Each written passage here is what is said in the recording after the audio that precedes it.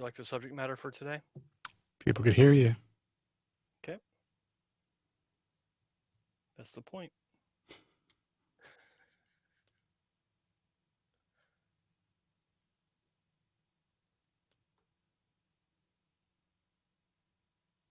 Okay. That's the point.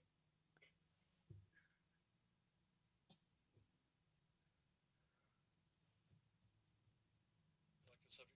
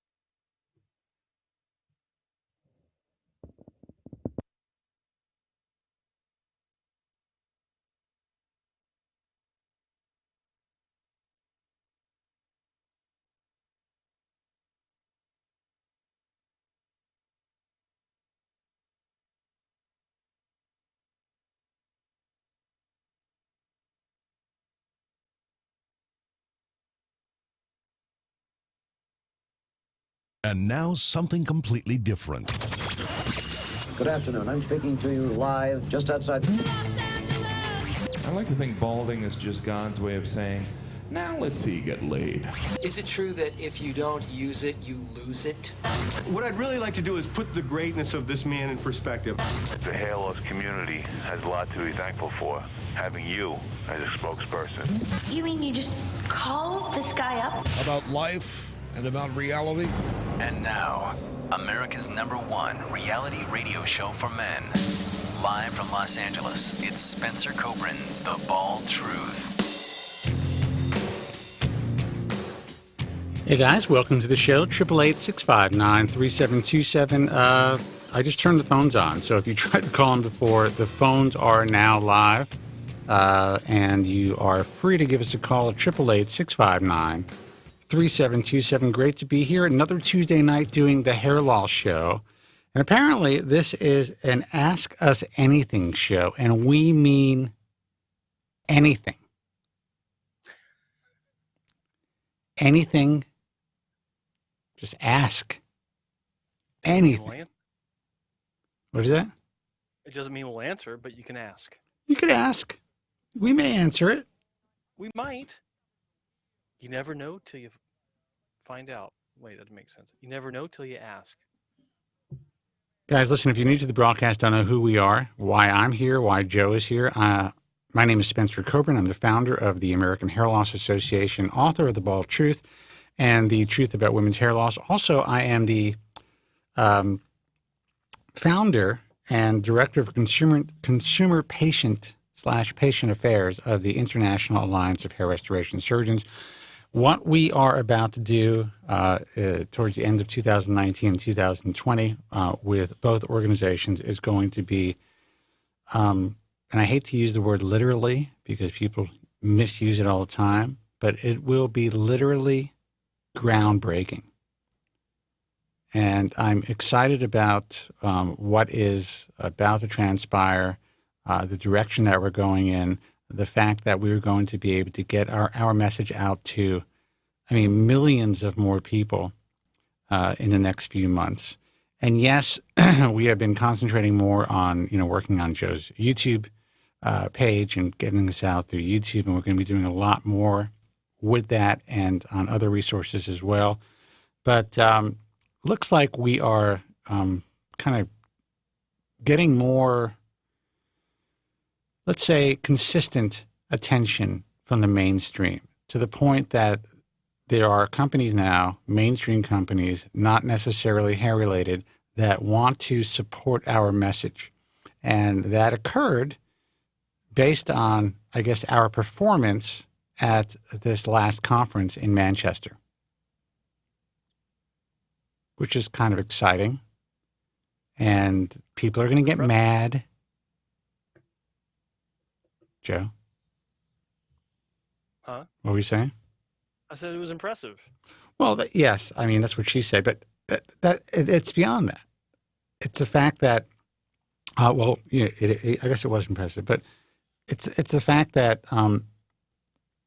we said we were going to do what we did. We did it pretty easily. We essentially doubled FUE Europe's registration for that year.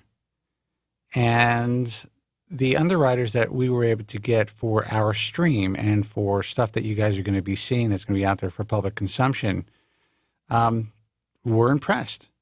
They were like, we need to take this to the next level. And that's exactly what we plan to do. Now, by taking it to the next level, what that means is mainstream social media, mainstream support. And, we're not talking about, some guy selling punches, there's nothing wrong with that. But we're talking about people who are able to get us out front and center in the public domain in a way that, sadly, because we're out there telling the truth, we've done a pretty good job over the last 21 years. Joe and I together have done a really good job over the last 5 or 6 years. Mm-hmm. But, you see what's out there. And now we're in a position to really change it. And I'm excited. I'm excited for all of you guys who are tuning in and listening to the broadcast. And again, it's going to be kind of cloak and daggerish. You're going to see I'm kind of speaking cryptically because unfortunately, there are people in this industry who are, they're supposed to be on your side trying to help you, but they would not be too happy with this news. It's amazing. It's amazing to me how in a field of collegiality, camaraderie, and I guess patient well-being, that there is so much envy and so much of the green-eyed monster, really dictating how people behave. And the idea of everyone being able to hold hands and get along and sing Kumbaya together, that's great, but unfortunately ego gets in the way. A sense of superiority is threatened when others do something that you can't do yourself. And it's really, I got to tell you, first off, thank you for helping me to see this other side of the industry that I wasn't really exposed to very much when I was How's my working. hair, by the way? It looks fantastic. Thank you. Okay. That's all I want to know, really. And I've gotten to the point now where I look at how the overall industry works from another level, and I kind of chuckle, I kind of laugh, because I see that it's not only so silly how things are operating. I've learned and I've observed that the vast majority of people that are supposedly guiding this industry are clueless about what they're doing. I can let you I can let you talk forever on that subject, but Yeah. I will interject. It's whether they're clueless or they're not, and it's sad. These are people who do not have the wherewithal or the ability to get the job done. Forget about ego aside, and they bring on people and they hire people that don't have the wherewithal or the ability to get this job done either, for the most part. There's one guy I know that is doing some really good work for them. I'm not going to mention any names, but the reality is, what does this do? All it does is harm patients. It harms their colleagues. It harms the practices that are out there. All I got at this meeting, it was a lot of, people. Some people were afraid to give me props or to congratulate me in front of their peers, which I found interesting. But in the hallway, in the elevator, when they had a couple of drinks in them, people were just thanking me. And, they mention you a lot too. And they also mention Spec, but for doing what we do, because they are fucking scared. They're scared. They are not going to be able to practice in this field. And these are real hair transplant doctors, the doctors that you actually want to go to if you have surgery, because they're actually hair transplant surgeons with a lot of time on tissue, a lot of experience. They are scared shitless, and they posture and they walk around these conferences and they give these talks, and the bottom line is their bottom line is hurting. And if their bottom line is hurting, that means there will be times, depending on their situation, if their back is against the wall, they may have to cut corners, no matter how ethical they are. Yeah. And that hurts everybody.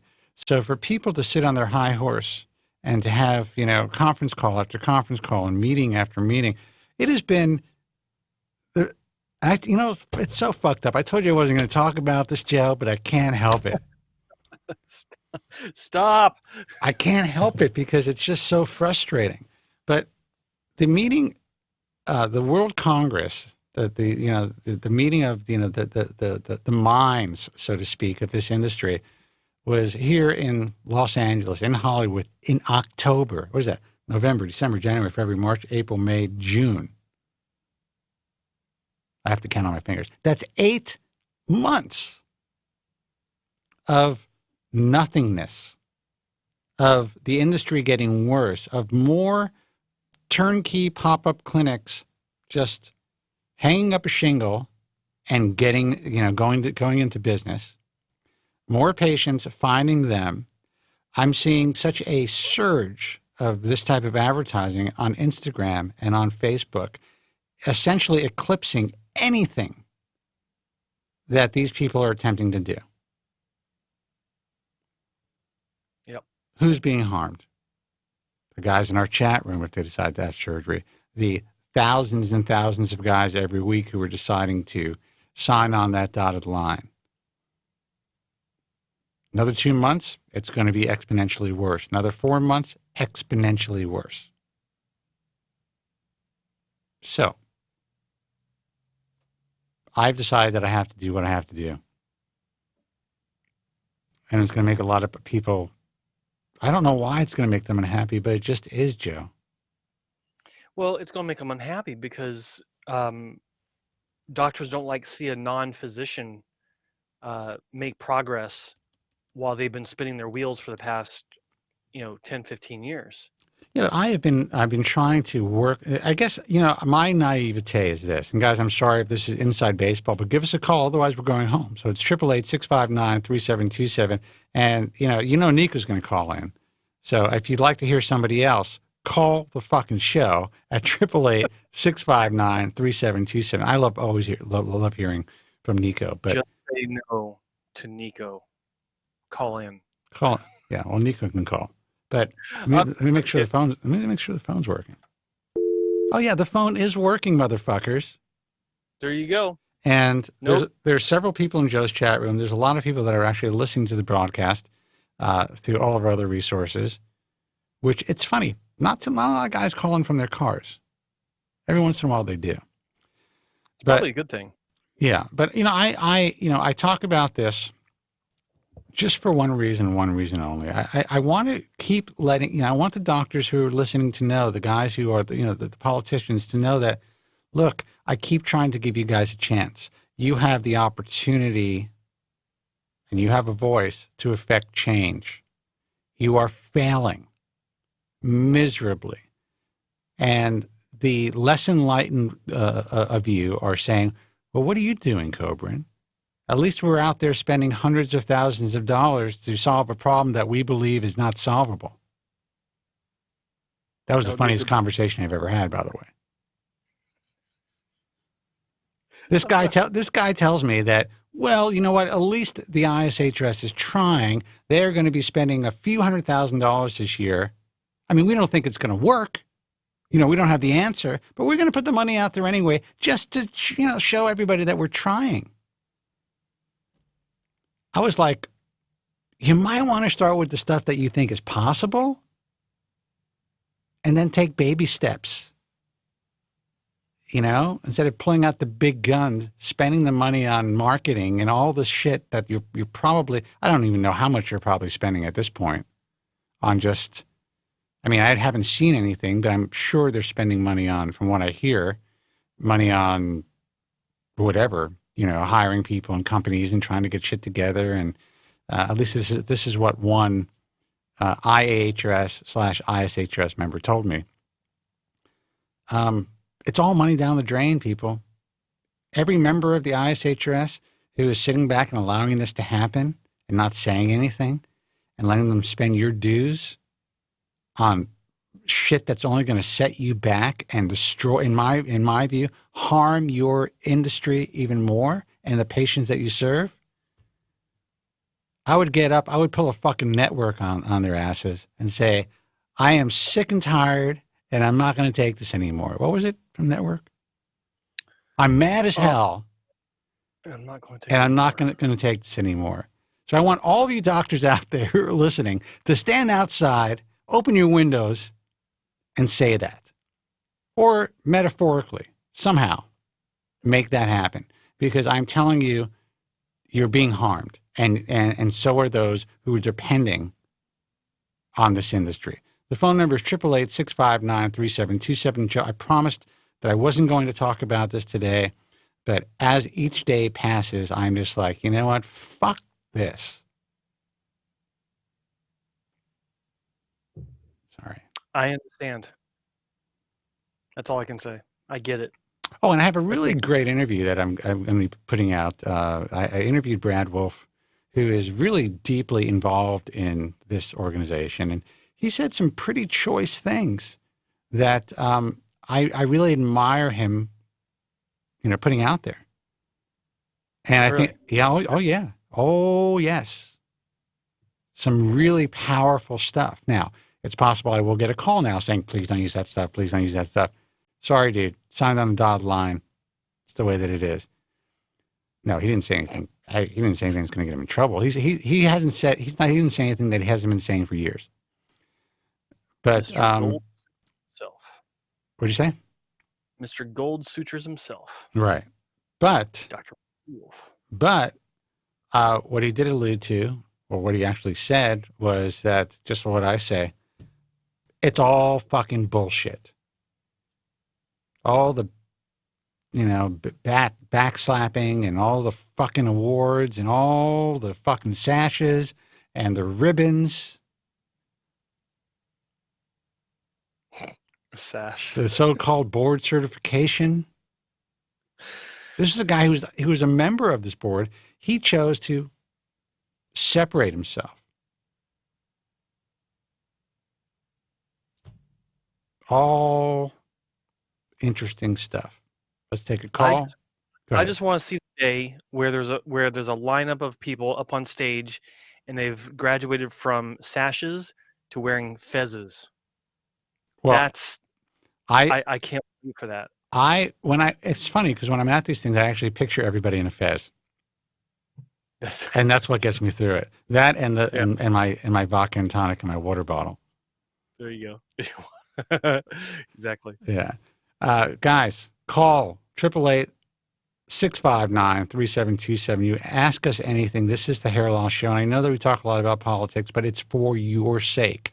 This trickles down to the mainstream hair loss industry as well. All the shit that a lot of these doctors are selling you now, from certain laser caps to different shampoos and all kinds of shit, because they need, some shampoos work and some laser stuff, can work, but they need a way to make ancillary income because they are fucking things up for themselves and for all of you guys. I'm sorry. We're going to change that. 2019, 2020 is a year of change. Nico, what's up, man? How are you? I was mad as hell, and I'm not going to take this anymore. That's awesome. Thank you. Yeah. Well done. You got it, boys. How's it going? Dude, I can't complain. I wish we could enjoy that kind of. I can't even get a fucking guy to call in except for you. Hey, man. Well, hopefully Soren's going to call in. I just got a couple questions, and maybe somebody else call in. But sure. And I won't ask anything personal. I'll keep it to shop talk. I don't mind. I will answer anything. Nice. I'll save that for your crush on Zarian or whatever. But anyway. Oh, the Zarian crush. Okay. Ask me anything. I do have a crush on Zarian. Well, he's sort of like a son figure too. Right, so it's right. a little weird, right? Yeah, nothing untoward or sexual. Right on. Yeah. Actually, like two surgery-related cues. I know both. I think Joe, you mentioned, you had a bunch of numbness for a long time after your first two strips, right? Your bad strips that you had. A long time? Yeah, 9 years is a long time. Yeah. Right. You can say that. Yeah. And you mentioned before that little strip, that like maybe a new strip might help fix nerve issues and stuff like that, right? It did in my case. Yeah. Yeah, absolutely. Have you ever seen, so two questions. One, have you ever seen like a strip or a repair done sort of on just one side, instead of like in little bits? Like one side instead of little bits. Not sure I follow. Yeah. So it's like, if, instead of a full strip being taken out, sort of as a repair, or sort of more mind nerve, damage or whatever you want to call it, it's really on just one side. Can a strip be taken out it can, right? Yes. Yeah. I had the exact same thing happen to me. After my third surgery with Dr. Wong, the occipital area had the scar along the occipital area had stretched. It wasn't like crazy bad or anything, but it was wider than both sides. And he did a scar revision on just the occipital portion of the donor scar and left the other two parts completely untouched. But when it was all said and done, it still formed one scar. And then my last procedure with him, he took out two strips, one on either side, completely avoiding the occipital donor scar, and still there's one donor scar. Because the side still had laxity, the back not so much, and we didn't want to risk the back again. So yeah, I mean, absolutely. If the doctor knows what he's doing, and it can be done quite easily, actually.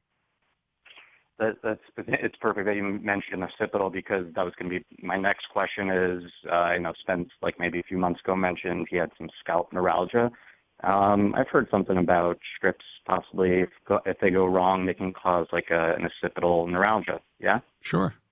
Yeah. It's not even if they go wrong. It's even if they go right. Even if you have the perfect, beautiful hairline scar, you could have long-lasting neuralgia.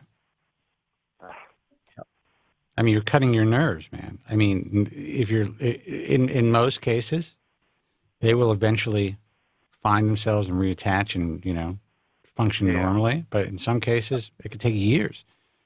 Yeah. You know? Yeah. I mean, I still feel that sort of that pressure and pain and the headaches in the back of the head and base of the skull kind of thing. And it's been almost 2 years now. You know, I had a hernia operation when I was 21 years old. And luckily, the feeling everywhere else was fine. But in that particular area, which is pretty close to the to my junk, so it was a little nerve-wracking, I had some pain and kind of the sensation of being shocked, as well as neuralgia for at least 5 years. Wow. Okay. But it can resolve. It did resolve. Right? It resolved completely. Okay. And actually, you can't even see the scar now that I'm old. Mm-hmm. But cool. that's the way that it is, man. Once you cut, you are cut. This is the real deal. That's why we keep saying that, man. It's like in the best of hands, no guarantees except the best effort. That's the only guarantee that any doctor should ever give in any discipline. Doesn't matter. But when you're dealing with human physiology, which is unpredictable, there's so many variables involved. It's, you know, it's funny. It's like I've had these conversations many times in the past when, you know, people were asking me, well, what's the likelihood of this, or what's the likelihood of that, or how come, you know, this patient looks like me, but how come my result isn't as good as their result? What you have to understand is that you may go to a clinic that is consistent across the board, like they do everything the same way, day in and day out. It means that there's really one variable, and that's you, because you are not anything like anyone else in the world, right? So when you introduce that variable, then it's anyone's, you know, best guess what's going to happen. Now, obviously, we do have a fair approximation what's going to happen based on history and knowing the basic fundamentals and all this stuff, but everyone has a little something that will pop up, and the doctor might say, oh, that's unusual, which you don't want to hear when you're in the middle of surgery, but it happens. Talk about surprises all the time. Yeah. I was going to say 2 quick things. I remember, sorry to interrupt. I didn't know if you finished your thought. I remember you were saying take your time. You know, you had a typical strip should take their time with the cutting of the strip, maybe like a 45-minute process alone. I remember just, you know, going in on that Friday, and it had taken like half that time and like a nice big tug on the fucking thing. And I was like, oh, man, you just think back to that kind of bullshit. And that's in the doctor's hands. That wasn't about just me, but maybe I had just the way shit, you know, my skin was. I don't know. Yeah, but there's really no reason, in my view. I mean, especially since you have a very sharp instrument, where you need to tug on the donor. If maybe it wasn't undermined correctly, you know, whatever. And some people, maybe there's like he had to, go into another room and he was just impatient, or he didn't necessarily see that there was a piece of connective tissue or something that was, interfering with a very smooth extraction of that piece of tissue. But tugging is usually not a good sign. I felt that my head fucking moved backwards like several fucking inches. I was like, oh, okay. Dude, when I was doing, and I spoke about this at this conference, and so I'm reminded of all this shit. When I was doing my initial research, and I was like 1996 when I first got in to see a hair transplant, and I saw the shit that was happening: double, triple bladed knives, guys just going in there and just like zipping through the strip, and just like essentially just handing it over, to their tech in a what are those metal dishes called, Joe? Well, not a petri. It's not a petri dish, but you know what I'm talking about. And like a specimen. Yeah, like a specimen dish, and it was almost like, I don't know. It just seems so barbaric. And I was speaking to Jim DeArmond and I interviewed him. So this is all going to be out there for public consumption. And he said that the first hair transplant that he witnessed was by the late, great, I shouldn't say great, Dr. Chambers, and it was in the back of a barber shop. And he said that it was a no-glove, unsanitary, essentially, procedure. I forgot exactly what he called it. Gross. But that shit was going on when I started to do my research. And this is the nature of the game, especially for the doctors that are complaining. This industry was built by non-core physicians who studied a completely different discipline of medicine, who just decided, hey, this looks pretty cool. We're going to make some money, and we're going to figure it out ourselves. So I'm going to keep ranting because I this is all just fresh in my mind after speaking to these guys. I was fascinated by how, I guess, candid a lot of these older guys were. Maybe they figure they're retiring soon, so they're like, fuck it. Yeah.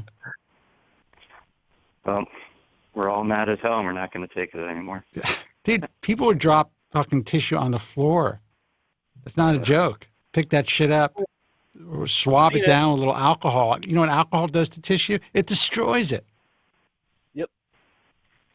But I'd love to see some doctors have some balls, even if they're going to put it on like a 1 side, a 0.5 or a 1 font on the bottom there before you sign the dotted line.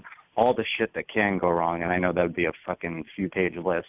But I was going to say it'd be like reading War and Peace, but it reminds me of a comment I remember hearing a doctor say several years ago. He was talking to me about the dye that he was using to identify the recipient sites that he had made, so that the technicians could place grafts. And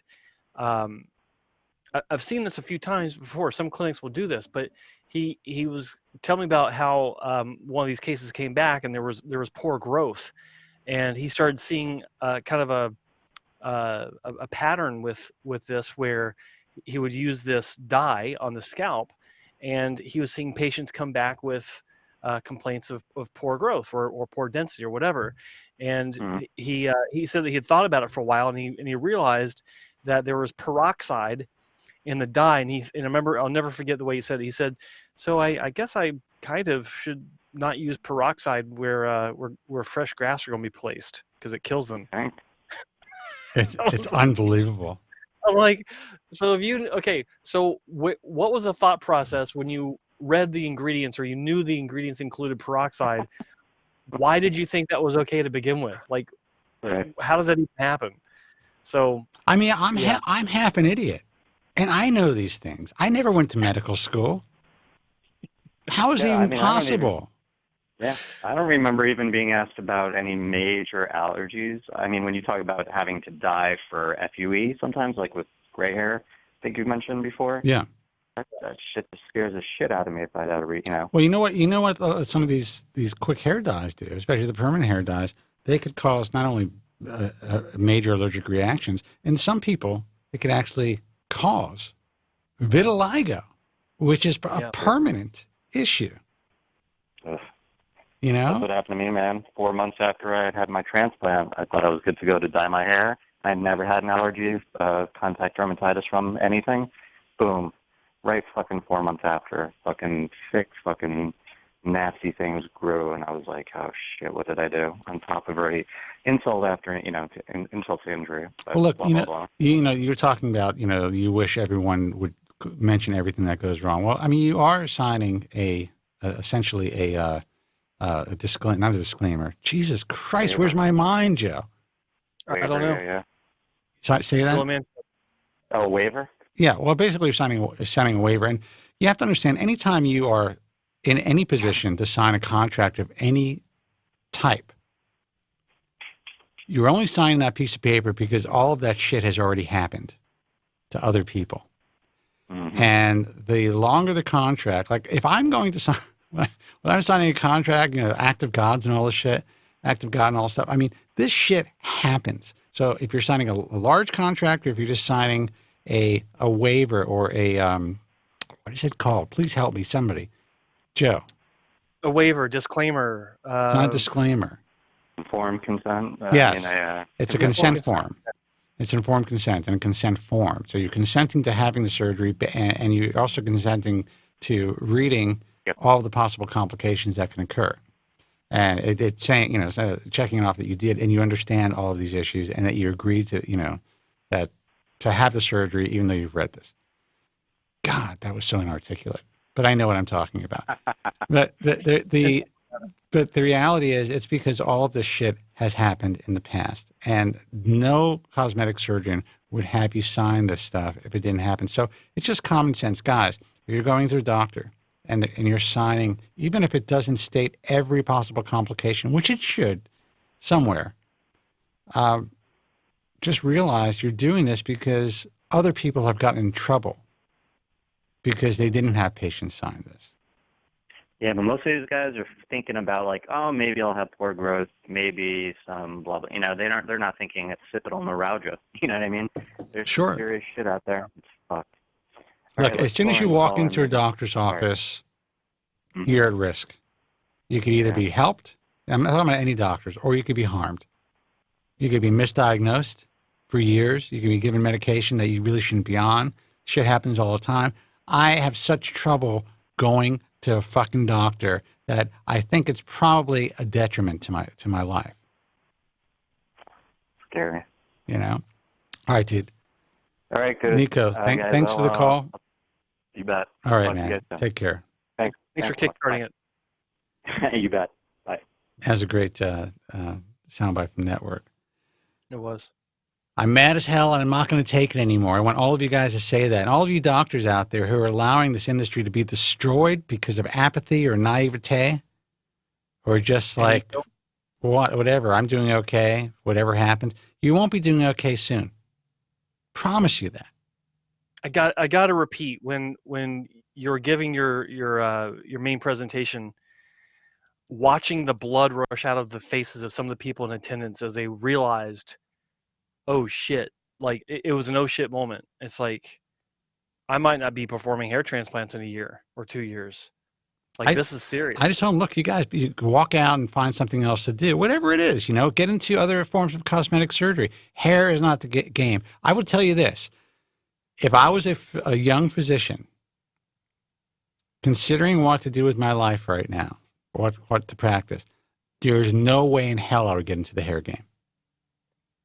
No way in hell.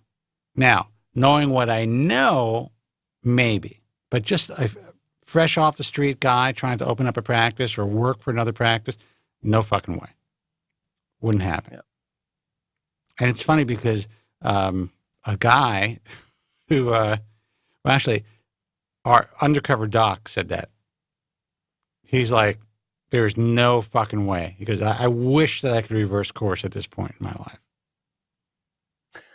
And what in my view, and I really believe this, and guys, we'll take your call in a second, 888-659-3727. In my view, there's never been a better time for guys to get into this field if they understand how to differentiate themselves.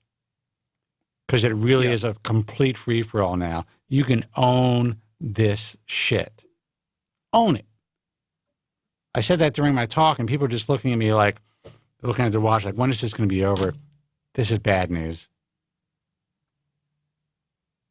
It's amazingly easy, and but the biggest challenge for doctors, even doctors that are in this space now, the biggest hurdle to them dominating their local market is themselves. It's their lack of understanding of what it means to let go and to. Are you reading my speech?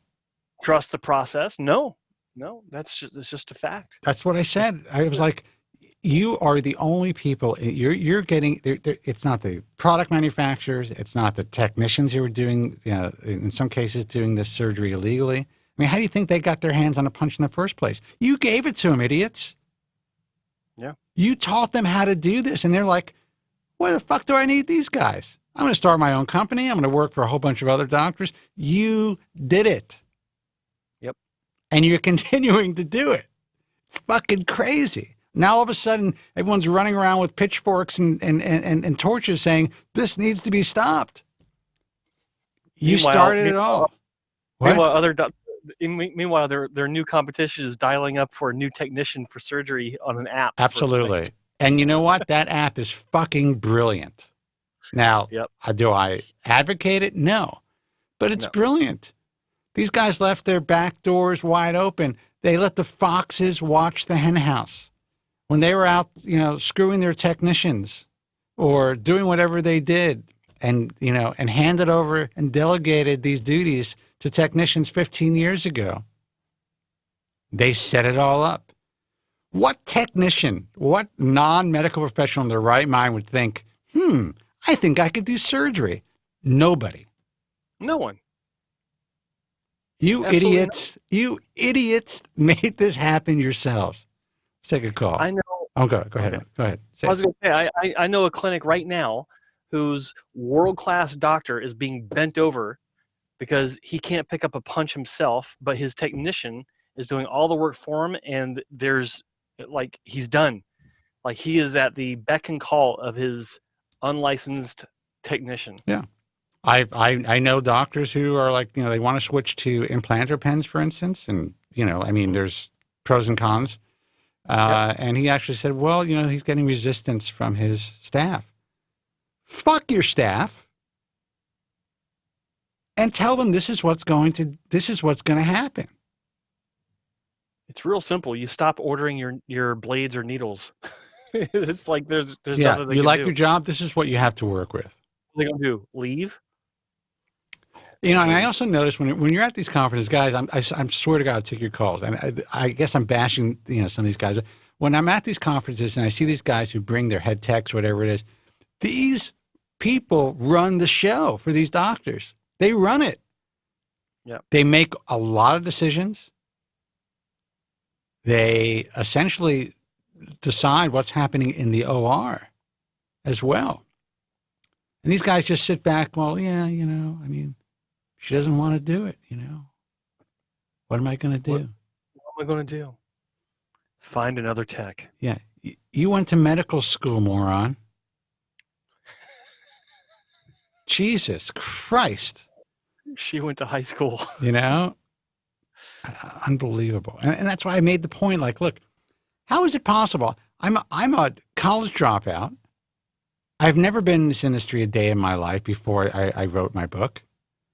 I'm not a doctor. How is it possible that I wrote the most read book on the subject of hair transplant surgery in the world ever? And at the time, my main competition, it was also published by a major publisher, Avon Press, was one of the most well-known physicians in the field. And when my book came out, his book went directly into the bargain bin. How is that possible? You guys don't have control of shit. That's how it's possible. Sorry, I'm really letting him have it today. No. Hey, you're on the air.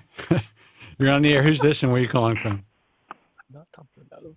Hello, gentlemen. It's Dante. Dante, man, what's happening? How are you? Good. How are you guys? I'm pretty good. Having a good hair day. Just got my hair cut. I see it. Just thank you. Just chilling. Yeah, Joe's hair looks good today also. Joe's hair looks good every day. Good today also. Yep, it does. It's mine and it's growing. It's what? Because it's mine and it's growing. It's growing. So it's a good hair. Yeah. My hair was looking really good, I don't know, December, November. Now it's not. I don't know. I had a tough winter. I think I lost some hair, hoping for it to come back, though. Maybe it's a shit. I don't know. I don't have any natural hair on my head anyway, so I guess it will come back. Well, if you don't have any natural hair on your head, and it's all transplant hair, it's most likely going to, if you did shed it, actual hair, most likely will come back unless you had some sort of a bizarre, I don't know, phenomenon that occurred. No, just stress, work stress, stuff like that. How old are you now? 63. Fuck, man. If I'm working at 63 years old, or if I'm behind this mic, please, somebody just take me out. That's the plan. Well, they've been trying to do that for a long time, but you know, I don't know, man. If it's just completely enjoyable at 63, then I will continue to do it. But if for some reason the industry is still the same but getting worse, I'm going to have to leave. Well, a couple of things on what you were just talking about. Just so Nico knows, my head has been numb for like 35 years, and I don't really care. It's on and off numb, some numb here and there. But so just to make Nico feel better, I have permanent numbness on my head. Is that what you're saying? Oh, me? Well, not permanent, but no, some parts are numb. Like I can bang my head and I'll feel it, and then if I bang, Well, but that's permanent. It may not be all over, but you ever since your procedures, you've had numbness. Yeah, because I've had 7, and I don't care. It doesn't bother me. I'd rather have hair than my head would not being numb, so it doesn't bother me at all. But yeah, I do have some of that still. It's not severe, but yeah, sometimes if I hit it, I'll feel it. I didn't really feel it. The other thing is, you talk about the techs, and I don't know if you guys remember, but I was going to my first 3 or 4 Long Island Medical. You know who that is? Yeah, Gary Hitzig. That's actually that's the author of the book that I was talking about. That was written Avon Press. I almost was not published because I just remember that I was told that there is another book out there that's actually written by a physician that's going to be published. It was through the grapevine. Publishing is a small world. And because I wasn't a doctor, they were very, they were concerned about that. But luckily, Simon & Schuster published that book. But yeah, I mean, he was known, especially in the New York tri-state area, as the man in this industry back in the day. And you had your work done by Garbage Man. I did, and then they solicited me to come to. I used to go to Manhattan to get I got 3 in Manhattan, and they, after the second one, they said to me, why don't you come to Rockville Center at like 12 o'clock at night, and we'll do. So these guys swore that they can do this work on their own. Everything, the strip. We had the strip, the lidocaine, wasn't lidocaine back then, I don't think. Whatever, the laughing gas, if you wanted laughing gas. They used topical, and they used they used some sort of lidocaine solution, and they used laughing gas. Yeah, I had laughing gas, and I used to get the shots. So they would give me the shots in the back of the head, the shots on top to numb everything. Laughing gas, they would give you the laughing gas, do the whole job. Yeah, and in the morning they would. And in the morning they were working for the New York Sanitation Department. Now that's the beauty of it. The only thing that emboldened them to do that, besides them, they had to be pretty fucked up to do that to begin with. But they must have been given or trained in some way.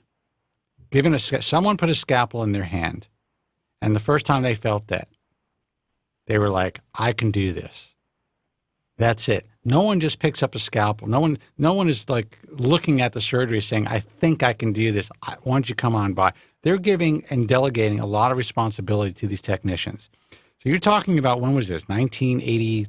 This is 1992 or 1993 this was, that they swore that they can do this job. And the thing was that when... the Garbage Man had pretty good hands. The what? That Garbage Man had pretty good hands. I mean, I got growth. My hair grew. Yeah. Then it, obviously more fell out. I wasn't bald at the time, so I was just trying to fill in. And, those were the days you would go twice in 6 weeks. You come back in 6 weeks. They go in between, all of that stuff. But, when what was his name? Lou D'Amico or Lou Amico? Lou Amico. Yeah. Yeah, he was running the office. And so, he plotted me out where the graphs were going to go.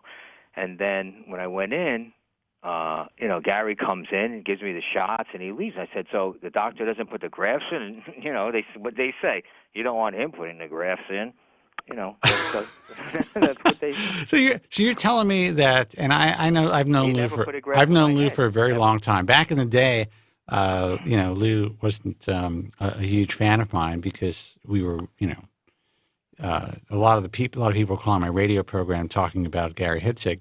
But over the years, Lou and I have become friends. And, he's actually a good guy, but you got to understand that, again, he was given the responsibility by a physician to basically design your hairline. You're telling me that's what happened? Yeah, he designed my hairline every time. He was the only one. I mean, the consultation was with the doctor, but Lou designed the hairline.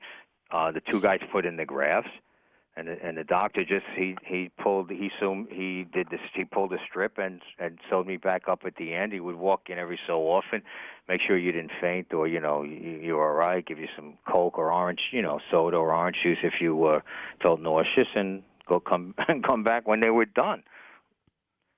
That was it. Didn't do anything.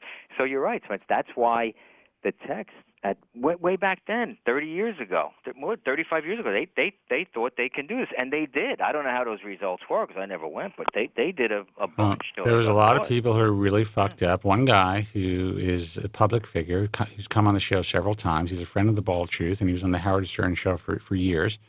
Two guys. One was Chauncey Hayden, and another guy, Steve Grillo. They both apparently had the Garbage Men specials. Really? And they were fucked up. We had to help repair Steve. Bob Bernstein did a great job. Chauncey, luckily, even though he has visible scarring, the front, he's very pale, so the front of his scalp looks good. He shaves his head. And the only thing, you could see some scars in the back, but it's not as noticeable as he's aged. But, they were fucked up, man. It was a huge deal. I was on WABC radio, and then I went over to WEBD radio. And so they were both big AM talk stations in New York. I knew who Gary Hitzig was in Long Island Medical, but I had no idea how bad things were. The only way that I found out is that we were getting call after call after call after call, and it became like, the Gary Hitzig hour. Everyone was talking about what these guys did to them. But let me tell you that because like I said, I went there. Then 6 weeks later, you went back. Then another 6 weeks, you went back for your third one back then. That's how they were doing it. And that place was mobbed all the time. They were doing scalp reductions like crazy, right? These older guys, and now there would be like 50, 60-year-old guys. I was in my 30s, but they were all excited. Yeah, my head, they did a scalp reduction. Now my bald spot's only the size of, like a $50 or something like that. They were making money hand over fist. And I remember I sat there as a young person to have a consultation. I'm sitting in this room. I'm like, there were people saying, why are you even here? And I will give Dr. Hitzig credit for this. He turned me away, but then he said, but if you really want something, maybe we can do a little touch up in the hairline. But he said, cut your hair, get yourself maybe a shorter haircut, and you'll see that it looks a little thicker. So to be turned away by them was like, I really was not a candidate, for surgery. But that was those were the good old days. You know what? The good old days are back, my friends.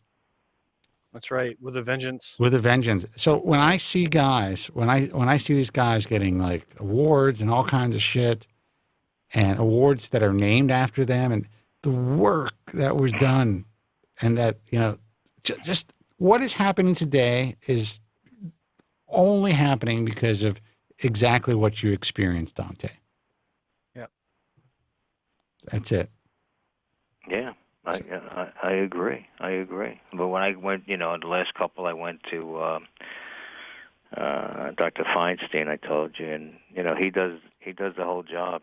He doesn't put the grafts in either, but he's pretty much on top of it, and is pretty much a straight shooter. Well, it's very rare, to find a physician who can actually place grafts. Most of them, they don't place grafts. They don't do it. Yeah. But look, I'm glad that you called. Go ahead. He would make the, he would cut out the areas where the grafts are going to go. He did that all himself, So again, so you're telling me that Lou designed your hairline, and then Gary didn't even come in to create the recipient sites.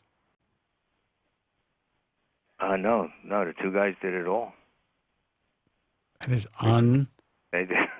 fucking believe. So and what about removing the strip? No, yeah, he did that, and he sewed me up. He Yeah. picked it up, throw me up, would leave, come back. And they were doing probably, because he had a partner, Seymour Handler. I don't know. You remember that name? I That was his do. I remember partner. that name. I remember it from the masthead of the lawsuit.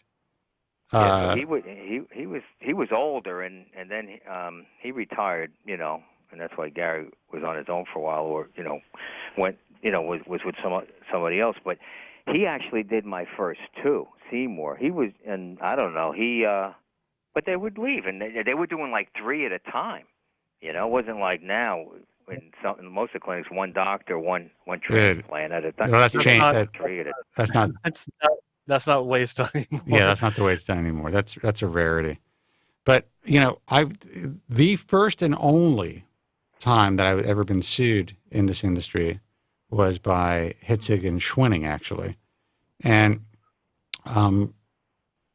it was, you know, it was just the complaint was so ridiculous. You have to understand, I was 30 years old.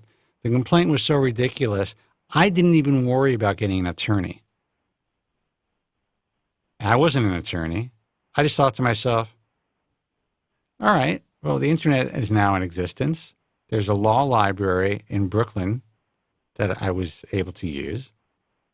I went in there and I did that shit myself, man. I took care of every interrogatory, every declaration. Really? Oh, yeah.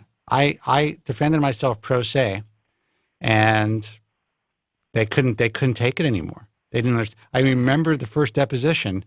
There's like 2 lawyers there, and they're like, "You don't have counsel?" "No, I'm here myself." And I deposed them. You did? I did. Wow. We kicked their ass, me and my alter ego. Wow.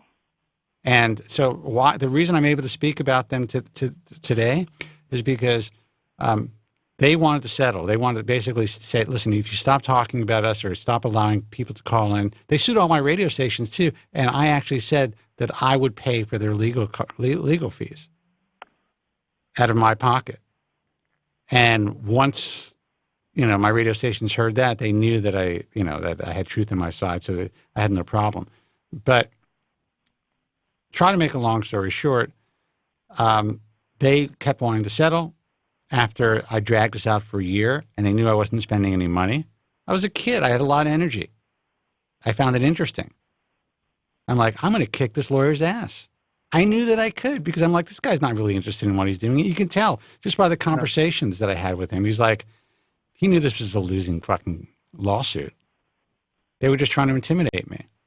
Yeah. It was essentially a slap suit, but I didn't know much about slap back then. I don't think that slap existed back in slap laws in New York existed back in 1998.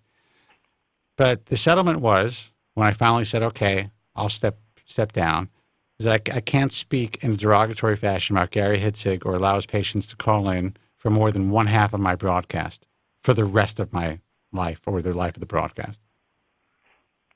And I have that. It's framed, signed, and that's it.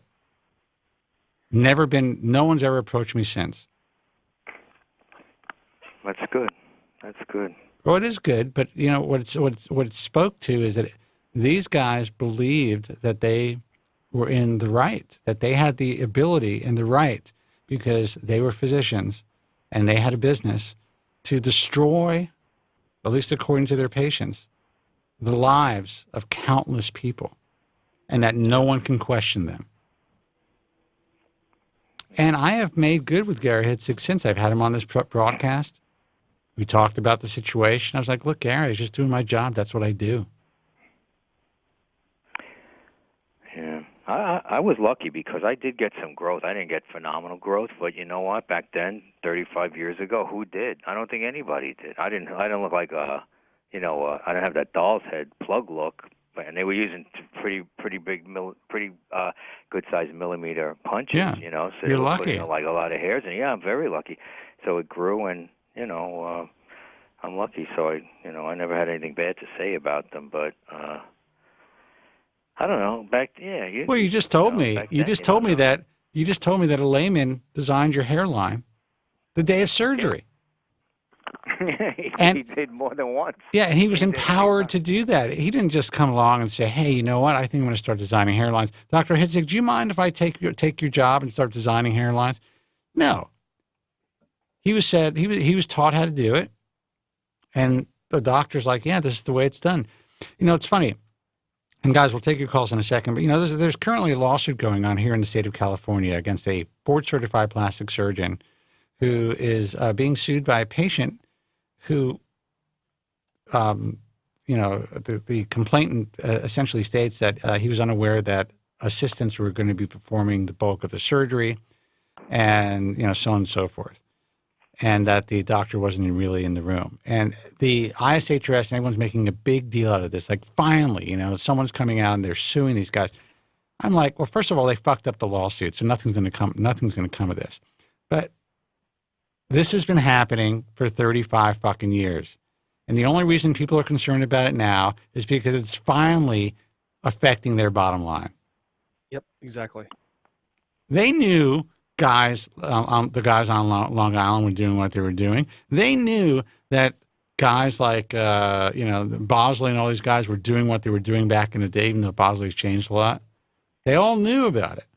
And even Brad Wolf said during his interview, well, you know, we're physicians and we're supposed to be gentlemen, and, you know, it's really difficult for us to, you know, speak out against our colleagues.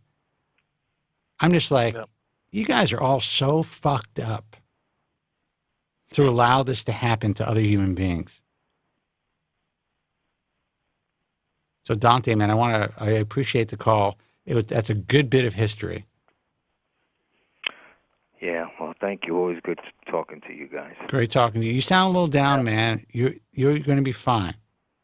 Yeah, I'm all right. I have work is a little stressful, and I think that knocked me out a bit. But I'm ready to make a comeback. So. Look, that's what the pills are for. I wash my hair now every other day. I don't wash it every day. And sometimes, I don't know if this is bad. What do you guys think? Sometimes if I wash it, say, Monday, and then I don't wash it Wednesday, I wash it Thursday, and it comes out fantastic because you notice the longer you don't wash it for, when it responds a lot better to the shampoo, no matter what shampoo you use, right? So that's what I've been doing. I don't know if that's a good idea, but it's not going to harm you. I don't know. It's not going to harm you. Yeah. So I don't wash it usually every other day. Sometimes I miss, and it'll be like if I do it on a Monday, I might not wash it till Thursday. Then I'll wash it Saturday, and it comes out better. All right, Dante. All right. Well, I wouldn't worry. I not washing your hair for a couple of days is not going to harm your hair in any way. Yep. Yeah, that's what you've been saying lately. Yeah. Well, that's just the way that is. I have to wash my hair every day. Otherwise, I'm just like a greasy, balding mess. Yeah, I used to be greasy, but as I'm getting older, it's less greasy than it was when I was, in my 20s, 30s, 40s. It's less. Yeah. It's a little more dry. I don't know. Maybe that comes with age. You're drying out, dude. That's what's happening. You know, you're getting brittle. All right, Dante. Listen, right, good talking to you. Thanks for listening, man. Right, thanks. Okay, take care. Bye. Phone number is 888-659-3727. Boy, I got to tell you, for the 4 doctors who are listening to the show, this is a doozy. I'm not going to talk about them today. Yeah. It's actually very funny because my intention was not to, but as soon as I start, I can't help it. Can't fucking help it. Let's see who this is. Hey, you're on the air. Who's this and where are you calling from? I don't believe it. I just got on. How about it, guys? It's Morty from Florida. Morty! What's happening, buddy? Not much, man. How you doing? You know what? I cannot complain, my man. Well, I can, but I won't. Glad to hear it.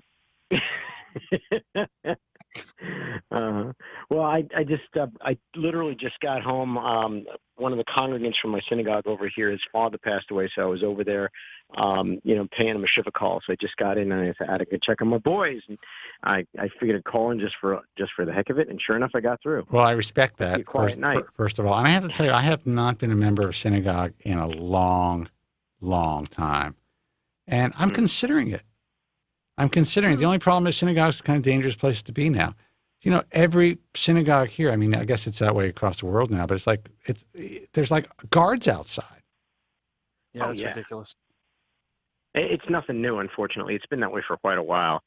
And it's the way things are shaping up. I mean, it's funny. The current administration has been a kind of a mixed blessing for our people because on the one hand, one of the things he did was he established the the embassy in Jerusalem, which for a lot of Jews that was like huge, the second coming, and but unfortunately it kind of stirred the pot, and that's kind of what we're dealing with as a fallout from that.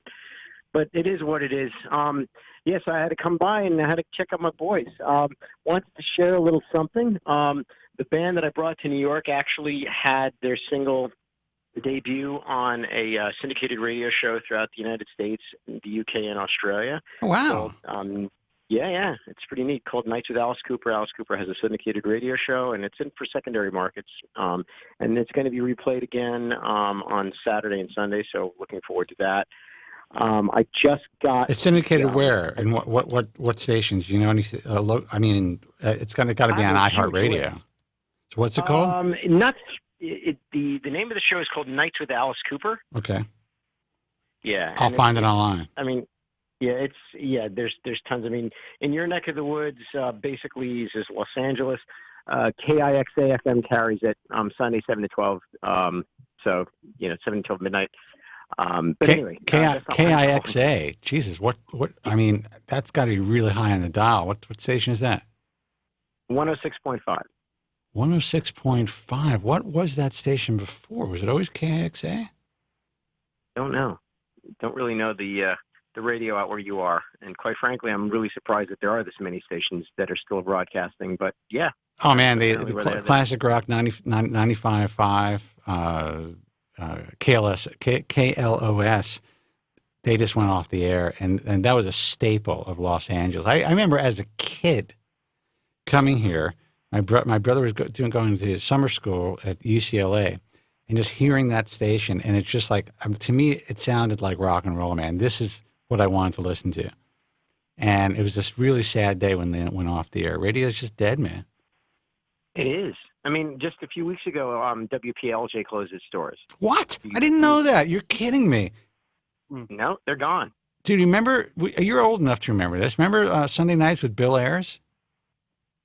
Vaguely, maybe. Are you kidding me, man? I used to stay up late, listen to this guy, 12 midnight, Sunday nights. I was a kid. And this guy, he wasn't even a psychologist. He had no degree, but he would just answer people's questions. And he had such a mellifluous voice and just a caring tone to him that, I mean, he was just a local phenomenon, man. I miss that I miss that theater of the mind of radio. I hate the fact that I have to fucking turn on a camera now. Yeah. To do my thing. Well, you do have a radio voice, and I know this because when I call in, I usually don't bother looking at the screen. Well, thank you. You still have a very good radio voice, Spence. And yeah, I mean, I remember when I was a kid. So does Joe. Joe has one too. I go. Yes, right here. I used to listen to Bernard Meltzer on WOR, if you remember him.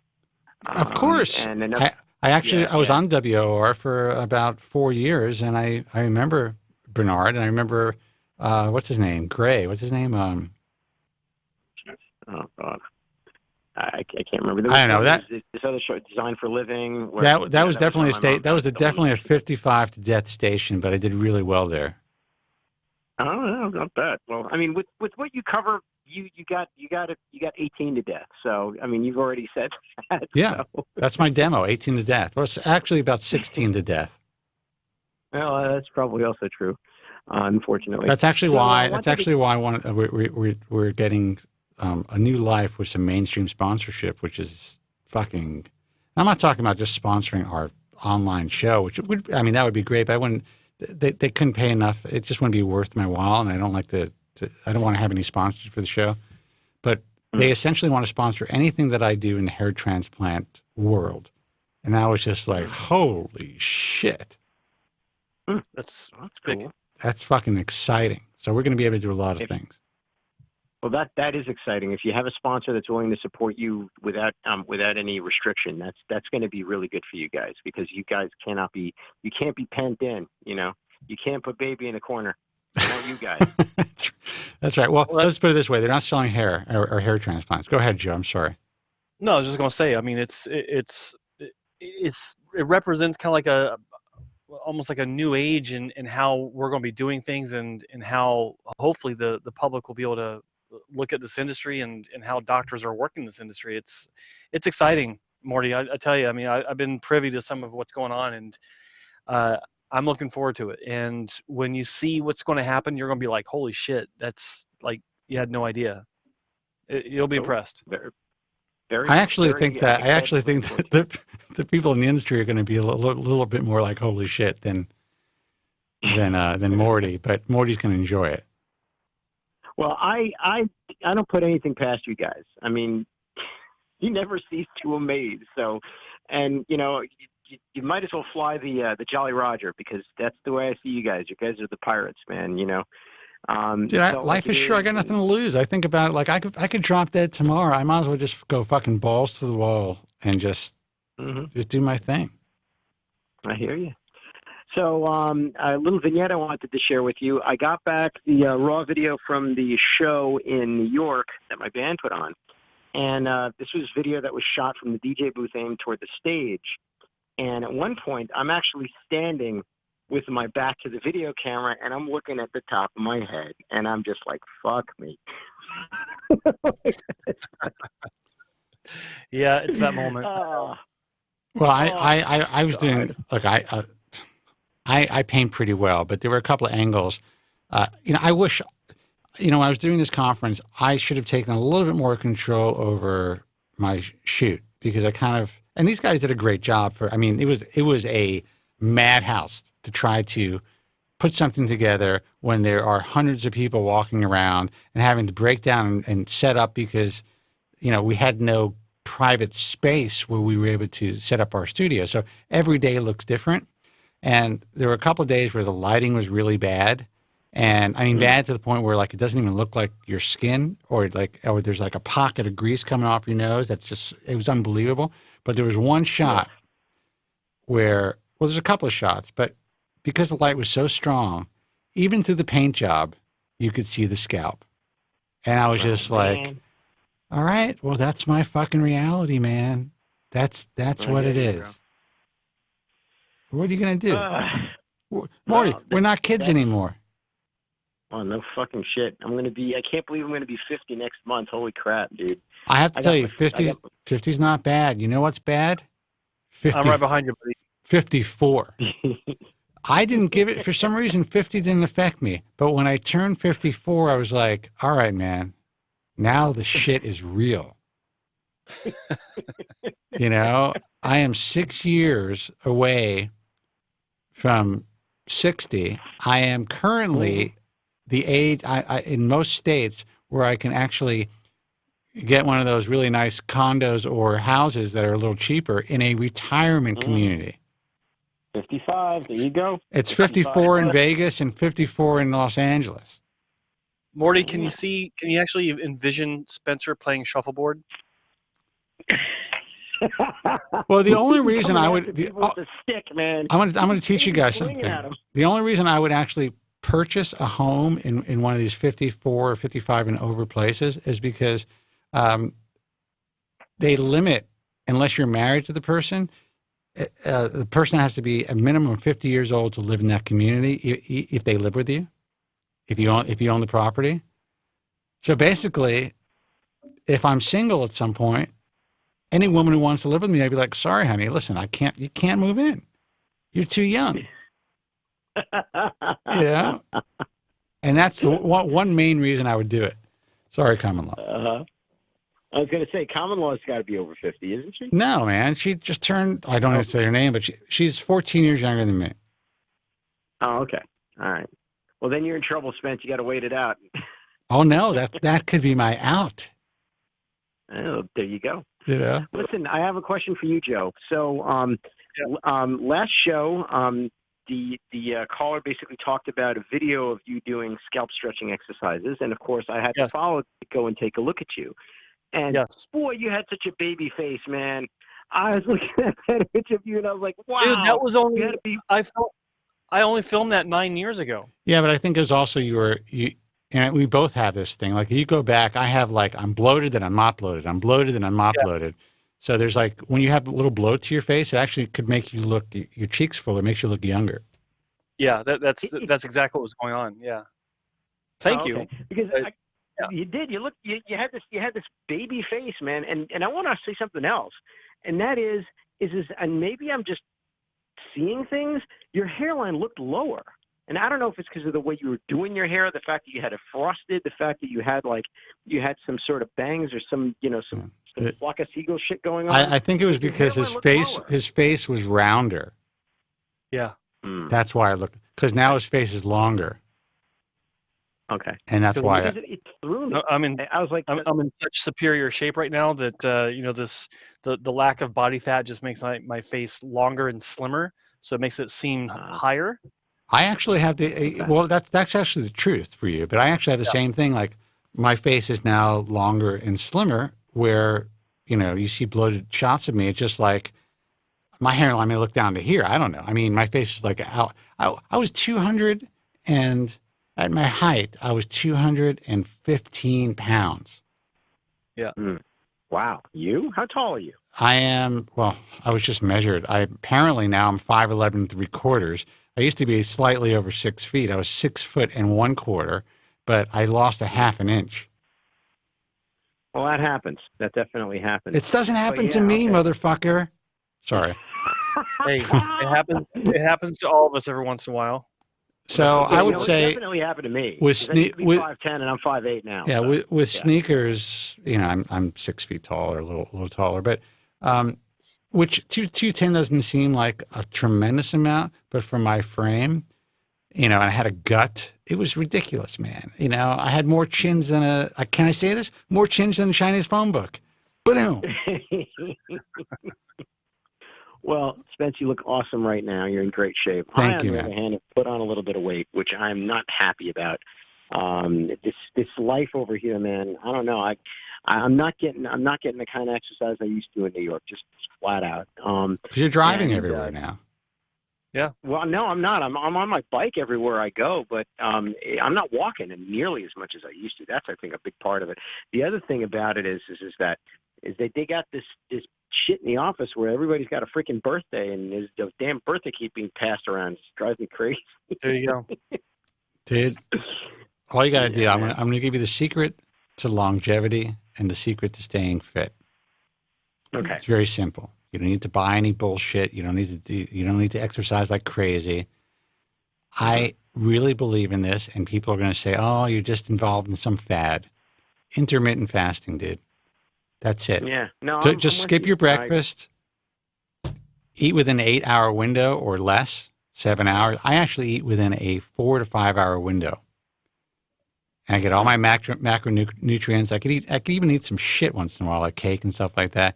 Nothing happens, man. I have maintained the same body weight, and I noticed that I have less fat, and I'm at the same weight. So obviously, I have more muscle. Can't really see it, but obviously that's the case. And that's the story. Yeah, that's the story that I'm going with. And I definitely feel, for the most part, sharper. Like I really haven't had anything today except for some coffee. But so towards the end of the fast, I get a little slow. So probably shouldn't do the show when I'm fasting this long. But I can't explain it. Your skin looks better. Your eyes, like my eyes were always like, I felt like they were getting tired, and like the whites of them just got whiter. And I could still go out and booze it up every once in a while, and I'm okay. So if you can live that lifestyle, and all you have to do is just skip breakfast. Your first meal is around lunchtime, and you can get into that system. I tell you something, it's probably not a bad idea. I usually did the opposite. I would have a really big breakfast and have a very light lunch and then a lighter dinner. But that's old school, man. Old school. Yeah, no. We're both old Jews from New York, man. Yeah. So. But yeah, that's the deal. Couple of other things. What can I tell you? So I'm still doing I got the Chinese laser cap. I'm doing that. I love that. I love that, dude. That is so fucking awesome. That's great. It's great. Chinese laser cap. The Chinese laser cap, baby. That's what I'm talking about. That's a great domain. Take that out, Joe. ChineseLaserCap.com. Fucking love that. Yeah. So and the the finasteride and all this type of stuff. That is actually one of the concerns that I had with respect to the weight, was whether or not some of these DHT blockers, whether they can contribute to weight gain. I know that, Joe, you said that dutasteride had that effect on you. Yes, it did. But I can't say exactly why. I mean, maybe the type 1 DHT inhibition. I don't know, but that was exactly what happened though. Like, it's funny you asked that, because I was just looking at. I found old videos of myself from around that time, and God, I was bloated. Like, that video that you saw, that's nothing. That was on the tail end of that. But during the peak of me taking dutasteride, it was very obvious that I had some serious weight gain, and it wasn't a pretty sight. I didn't care for it. I look at myself sometimes, I'm just like, how did that even happen, man? Yeah. But you know what's great about that? You could bounce back. Most people just continue to let themselves go. Yeah. So, but I would say that as far as the weight gain from dutasteride or from finasteride, I actually believe that while it may have contributed to your body reacting to the food that you're eating differently, I think if Joe would have been on a stricter diet, maybe been drinking more water and having less salt and carbs, he would have been less bloated. Yeah. Most likely. Makes sense. Makes sense. Morty? So that's about all I got. We're going to let you go. I love hearing from you. You sound well. Thank you. And you're somehow sticking out in Florida, so good luck with that. For the moment, yes.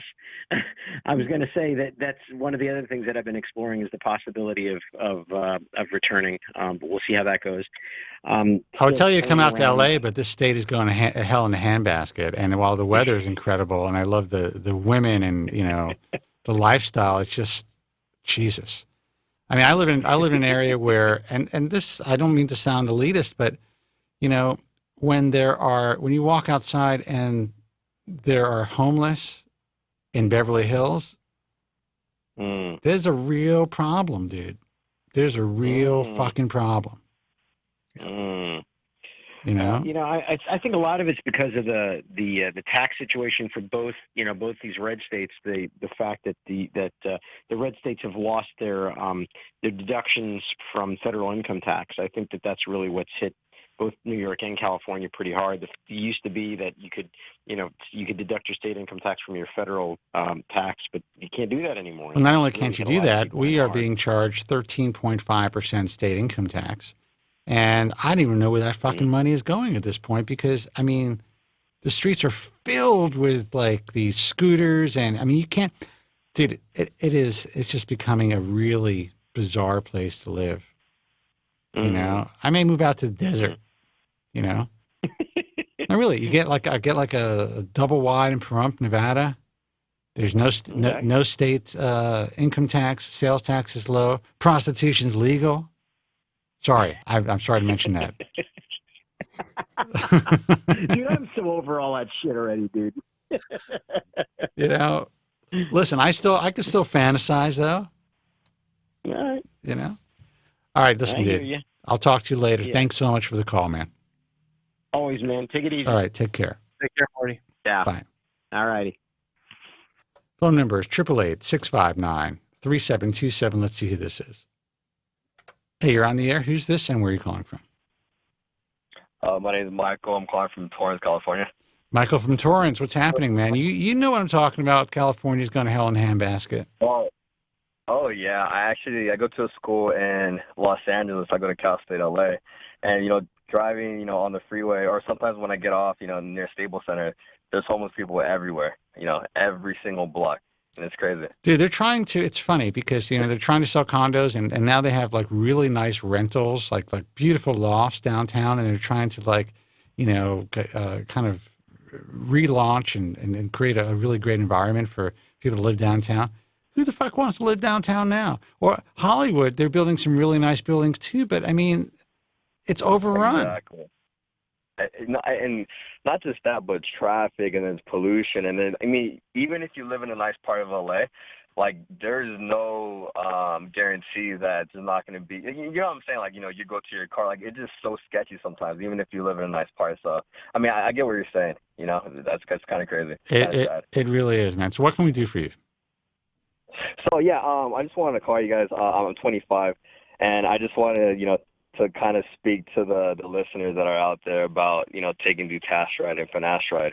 I started losing my hair when I was 16. I had really, really bad temple recession on both sides. And I know it was bad because I remember showing this one girl a picture of myself, my school ID. I'm going to put Joe on, and I'll be able to hear you, but my camera just shut off. Uh-oh. Okay. Keep going. Yeah. So, I was 16, and I remember I showed this girl that I had a crush on one of my IDs, and she pointed out that I had a receding hairline. And to be honest with you, that crushed my confidence, like, a lot. Being 16, dealing with hair loss, I had, like, no motivation and confidence to pursue women. So, with that being said, at 18 years old, I hopped on minoxidil, and then, fast forward to 25, I could tell you guys that I have better hair now than I did when I was 16 years old. Congratulations. That's an awesome turnaround. Love hearing that. I love hearing that. And, I have spoken to guys. I started this my book was published in 1998. I never forget this one kid who's 17 years old. He lived in Colorado, and I always wonder where he is today. But at the time, I had an 800 number in the book that actually went to my house because I didn't know where to direct it at the time. And so I was taking calls from people. This is before I had a radio show just to kind of get an idea of what, people were thinking of the book and, answering their questions. That's one of the reasons why I decided to go on the radio, because I knew that people needed, kind of a platform. Long story short, I spoke to him. He got permission from his parents to start using finasteride. And I remember he called me, he was like 30 years old, and he's like, that book and your advice changed my life, and the fact that my parents signed off on this changed my life. He ended up having children and, just having a great life and a great career. So I forget his name, but I wish he's got to be, Jesus, what is that, 22 years ago? So how does that make him? 40 years old? Something like that? Approximately, I think so. So, so how many years has it been? 7 years? Yeah, so like I was telling Joe and telling you earlier, my hair loss is pretty extreme on both sides of my family. Like, all my uncles and my father, my mom, like, they have bald spots, right? And I knew, like, from the start that I'm pretty sure I'm going to get bald if I don't hop on medication. And the reason why I know medication works is because I have a younger brother who's 20. I'm 25. I have a younger brother who's 24. And like I told you guys, I started losing my hair when I was 16. My brother, who's a year younger than me, he started to lose his hair after he got out of college at 22. The crazy thing is, I've been taking, like I said, I've been taking finasteride. My current regimen is finasteride. I take 2.25 milligrams a day, generic, and I take dutasteride Monday, Wednesday, Fridays. I take 0.5 milligrams capsule every 3 times a week. With that, and I also use minoxidil twice a day. But with that being said, my brother, who started losing his hair when he was 22, he has a worse set of hair than I do right now, and it's crazy because he has a bald spot in the back of his head, and he also has diffuse thinning, in the frontal part of his scalp. And if you look at me, I have no hair loss whatsoever in the back of my head.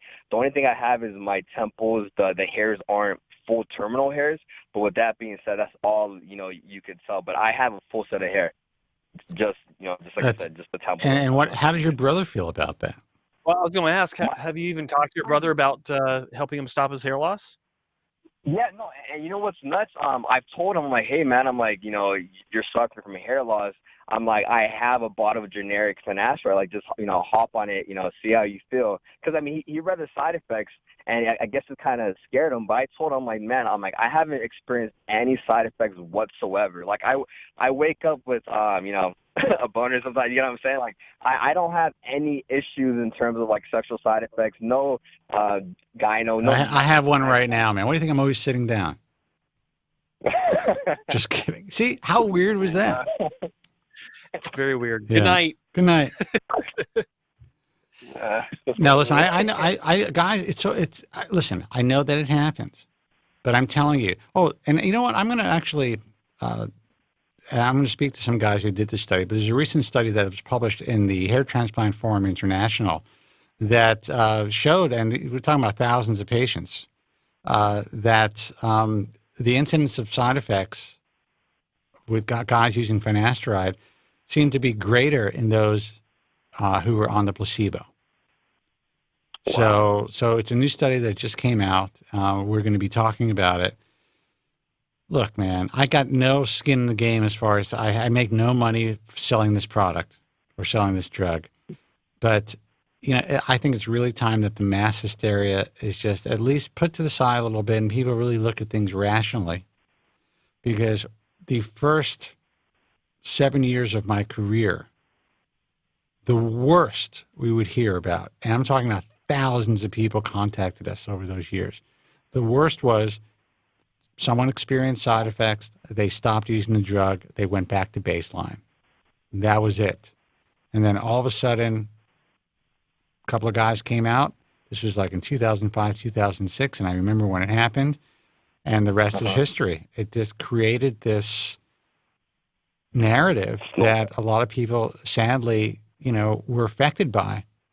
Now, I'm not saying there's not the anomaly where this is actually occurring, but to this day, there's still no causal proof that this drug causes any long-term adverse side effects. I mean, sexual side effects.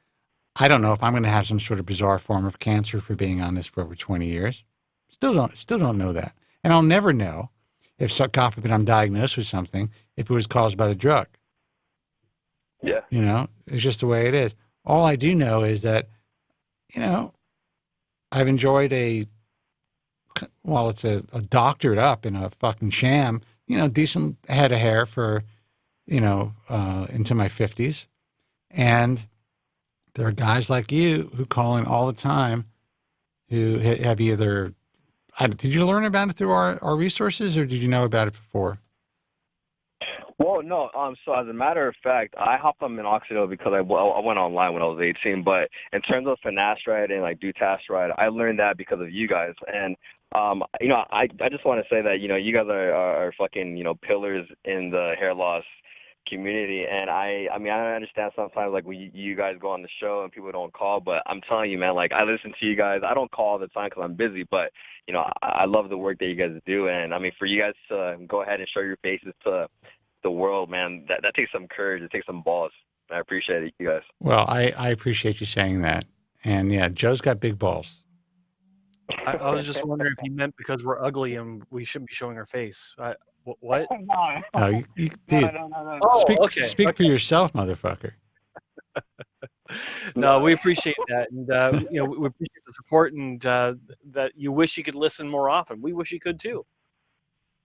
Yeah, well, like I said, you guys. I mean, I just wanted to call just so I can, you know, try to kind of speak to the other people that are hearing. If you guys are, you know, frightened about taking dutasteride or finasteride, like I understand your causes. I mean your cause of concern, but you know, give it a try. And like I said, hopefully you guys can reverse your hair loss like I've done, and hopefully keep a full set of hair. Dude, man, great call. Thank you so much for taking the time to call in and share your story. I really appreciate it. Of course, you guys. You guys have a good day. All right, you take care. Bye-bye. 25-year-old kiddo saved his ass. Another one saved. Another one saved. I'll probably get some nasty email from a woman who's still concerned that her boyfriend or her lover or whatever he is, her partner. Her partner, yeah, that's what they're called now. Partners. We're partners. I hate that. We're not boyfriends, and we're not. Sometimes we're not even husbands. We're partners. Yep. No, Unbelievable. we're not. We're not partners. No, sadly that's not the way it is. We are chauffeurs. We are ATMs. We are. You there, Joe? Yes. Yes. Chauffeurs, Yep, no, ATMs. We are sounding boards. We are punching bags. What else? We are. Let's see. What else is there? What other fun stuff is there about being married? We get to shuttle around the in-laws. We have to go to. Yeah. What do you say? Oh, we're also their girlfriends. We're also we get to gossip with them. If we want to watch TV, we get to watch the Housewives shows. That's always fun. I'm going to do a show about that. I think that would be a great show. Because these young guys, these guys need to learn. I find no common law. If you're listening, I love you, kid, but I don't think any young person should get married at this stage. In the way the world is right now, just don't do it. Just don't do it. Just say no. Just say no. Because you are essentially, and I know this because, I walk around, people think I'm single, I don't wear a ring or anything. And I guess I am. I'm not married, but they think, today women are just like, you're their finish line, man. That's it. Yeah. That's the way of the world. Let's take a phone call. And I'm not bitter. That's the thing. So guys, don't think I'm some bitter guy or misogynistic. I'm not. I love women. Love them. Just, now that he knows the truth. Yeah. All right. Hey, you're on the air. Who's this and where are you calling from? This is Bald Spot Barry from Denver, Colorado. Bald Spot Barry, how are you, man? This really angry female physician was listening to one of your segments, and apparently we were giving you, or I don't remember the exact email. Apparently, during that show, we were giving. What did she say? We were not giving accurate medical advice, apparently. Accurate. And again, I'm not a fucking doctor, so I don't give medical advice. You there, Barry? I'm here. Yeah. So usually, see, this is a conversation. So usually I talk, and then you talk. Oh, well, I thought you were going to explain why she was angry about what medical advice you were giving. I have no, dude. You're asking me why a woman is angry? I was going to say, yeah. We're just talking about. Oh, we're also psychiatrists. We are psychiatrists, except we give a lot of bad advice sometimes, or we don't provide. Well, mind readers. That's what it is. Yeah, we're mind readers. We got to be fucking mind readers. If you can't read a woman's mind, there's something wrong with you. They wish you can just do something on your own, or know something that you're supposed to know. How the fuck is that possible?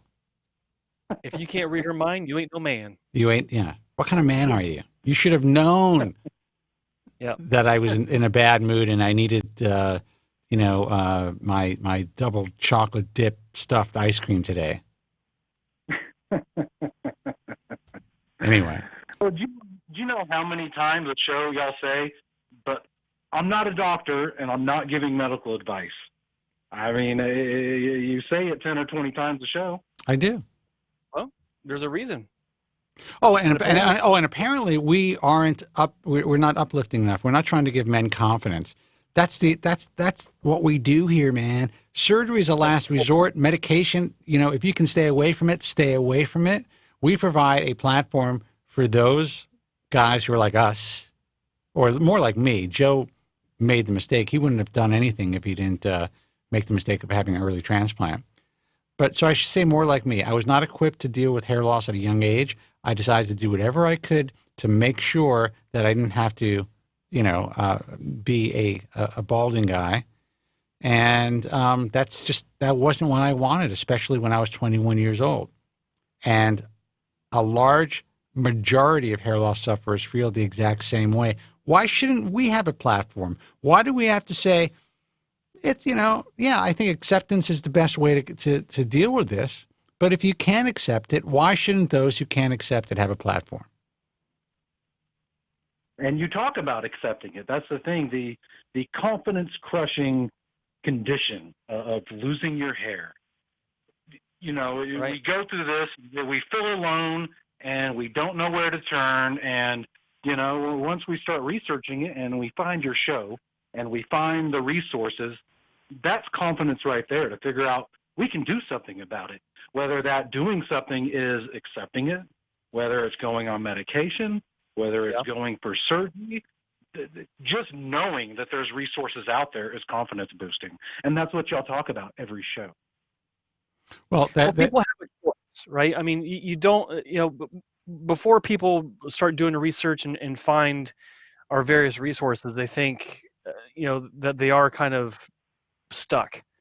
Or the only option is to have some sort of surgery, and they hear the horror stories about medications, and they're not having anyone say, stop, you really don't need to go down this route. Really, try some alternatives, try shaving your head, try, different hairstyles to compensate for, the loss that you have now, make it look better.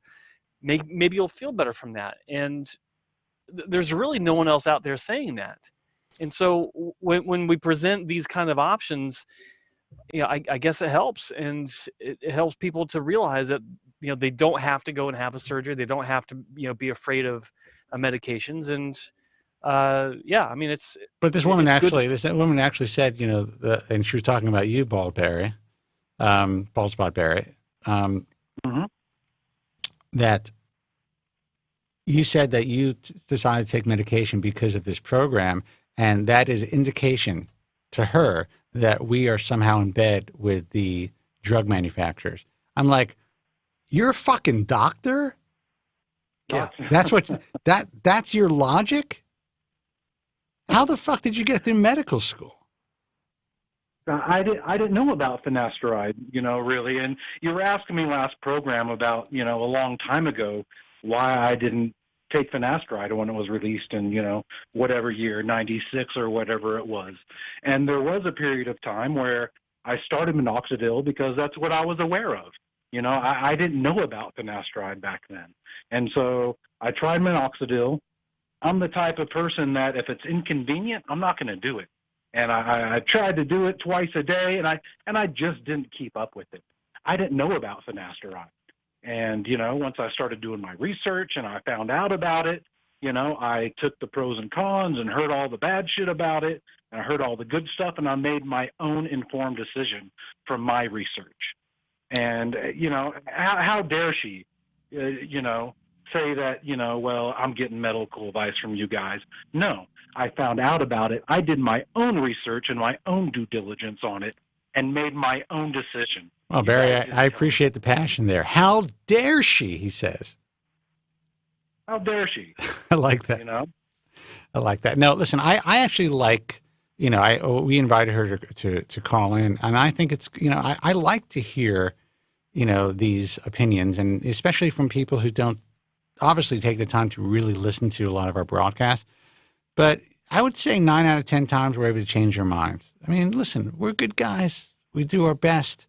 We created a platform for guys like you, Barry, and for guys like me, and for guys who just want to talk about an issue that society doesn't allow us to talk about. And just by saying that we have to push acceptance, even though we do, but not allow the other conversation to occur, meaning what it's like to deal with life every day as a hair loss sufferer or someone worried about their hair loss, not being allowed to speak about that and just push confidence, that's bullshit.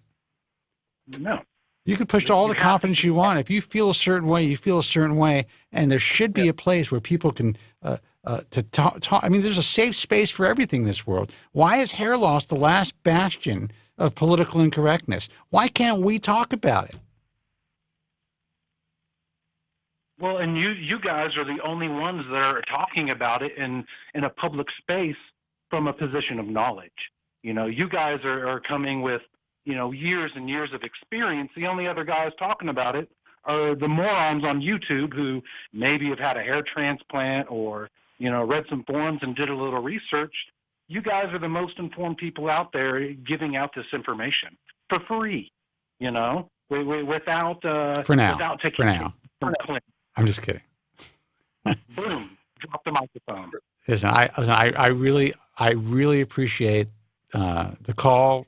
I mean, you could drop the mic on that shit, but if you have a question, we're here for you. I do. Yeah, go ahead. I do.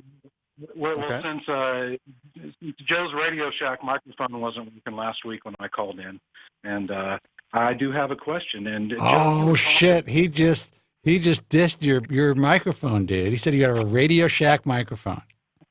What? Because it wasn't working last week. Oh, well, it wasn't the microphone. It was the camera. Yeah. And so it happens. Well, yeah, it happens. Stuff happens. And so, Joe, you had talked previously on a show about wound healing and how that you were a fan of dry wound healing.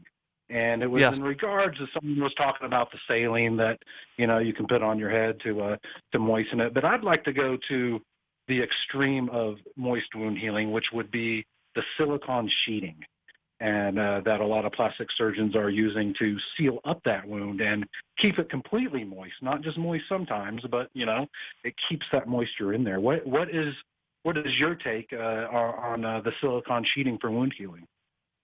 Well, I'm not familiar specifically with silicone sheeting, but I will say that there's a similar concept that one of the doctors I work with uses. It's IAHS accepted member and hair transplant mentor partner doctor, Dr. Jerry Cooley.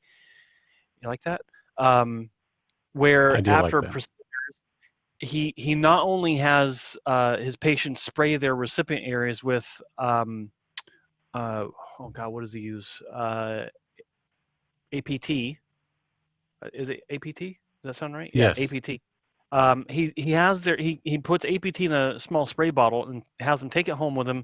They spray it, but when they leave the office, he actually has them wrap Saran wrap on their head, or the staff wraps Saran wrap on their head for them, and then they keep it on for a couple days, and they just lift it up and spray more APT on their grafts, and then pull that Saran wrap back down, and it creates almost like a terrarium scenario. That's a good word. Which I imagine is similar to what the silicone sheeting does. Here's my take on it. Okay, now I don't know of any cases where this has happened. Well, I actually do, but my understanding of or my reasoning why I think dry healing is best is because on top of the scalp, there's nothing going on up there anyway. All the activity is happening inside the scalp, and I think that the concern comes from infection. If you have one incision, one recipient site that has an infection, and you're spraying fluid, if you're spraying liquid onto this, what happens to it when it's on your scalp? It doesn't just suddenly get absorbed into your scalp. It sits there, and guess what? It rolls around, it beads up, and it moves from one recipient site to the next, potentially spreading that infection. And I have seen scalp infections. Was it because they had some sort of spray on their scalp? Was it because it was moist, because of saline or whatever? I can't say, but this is the position that was presented to me when I was first learning about dry versus wet healing, and it's logical to me. It makes perfect sense, but at the same time, you've got doctors like Dr. Cooley that are just wildly successful with their results, and they happen to believe in not just wet healing, but I'll call it terrarium healing, which is essentially what it comes down to. And I get that, and I think there are pros and cons to both methods. The wet healing is I think, beneficial if you have an actual growth agent or healing agent that is actively working on those recipient sites to help them heal and maybe to help the grafts maybe not go into the telogen state so quick. A lot of patients I know that are receiving hair transplants with hypothermosol, ATP, all these new solutions, they're reporting less shedding and even sometimes no shedding after they've had a hair transplant. It just kind of sits there for a few weeks and then it actually starts to grow early.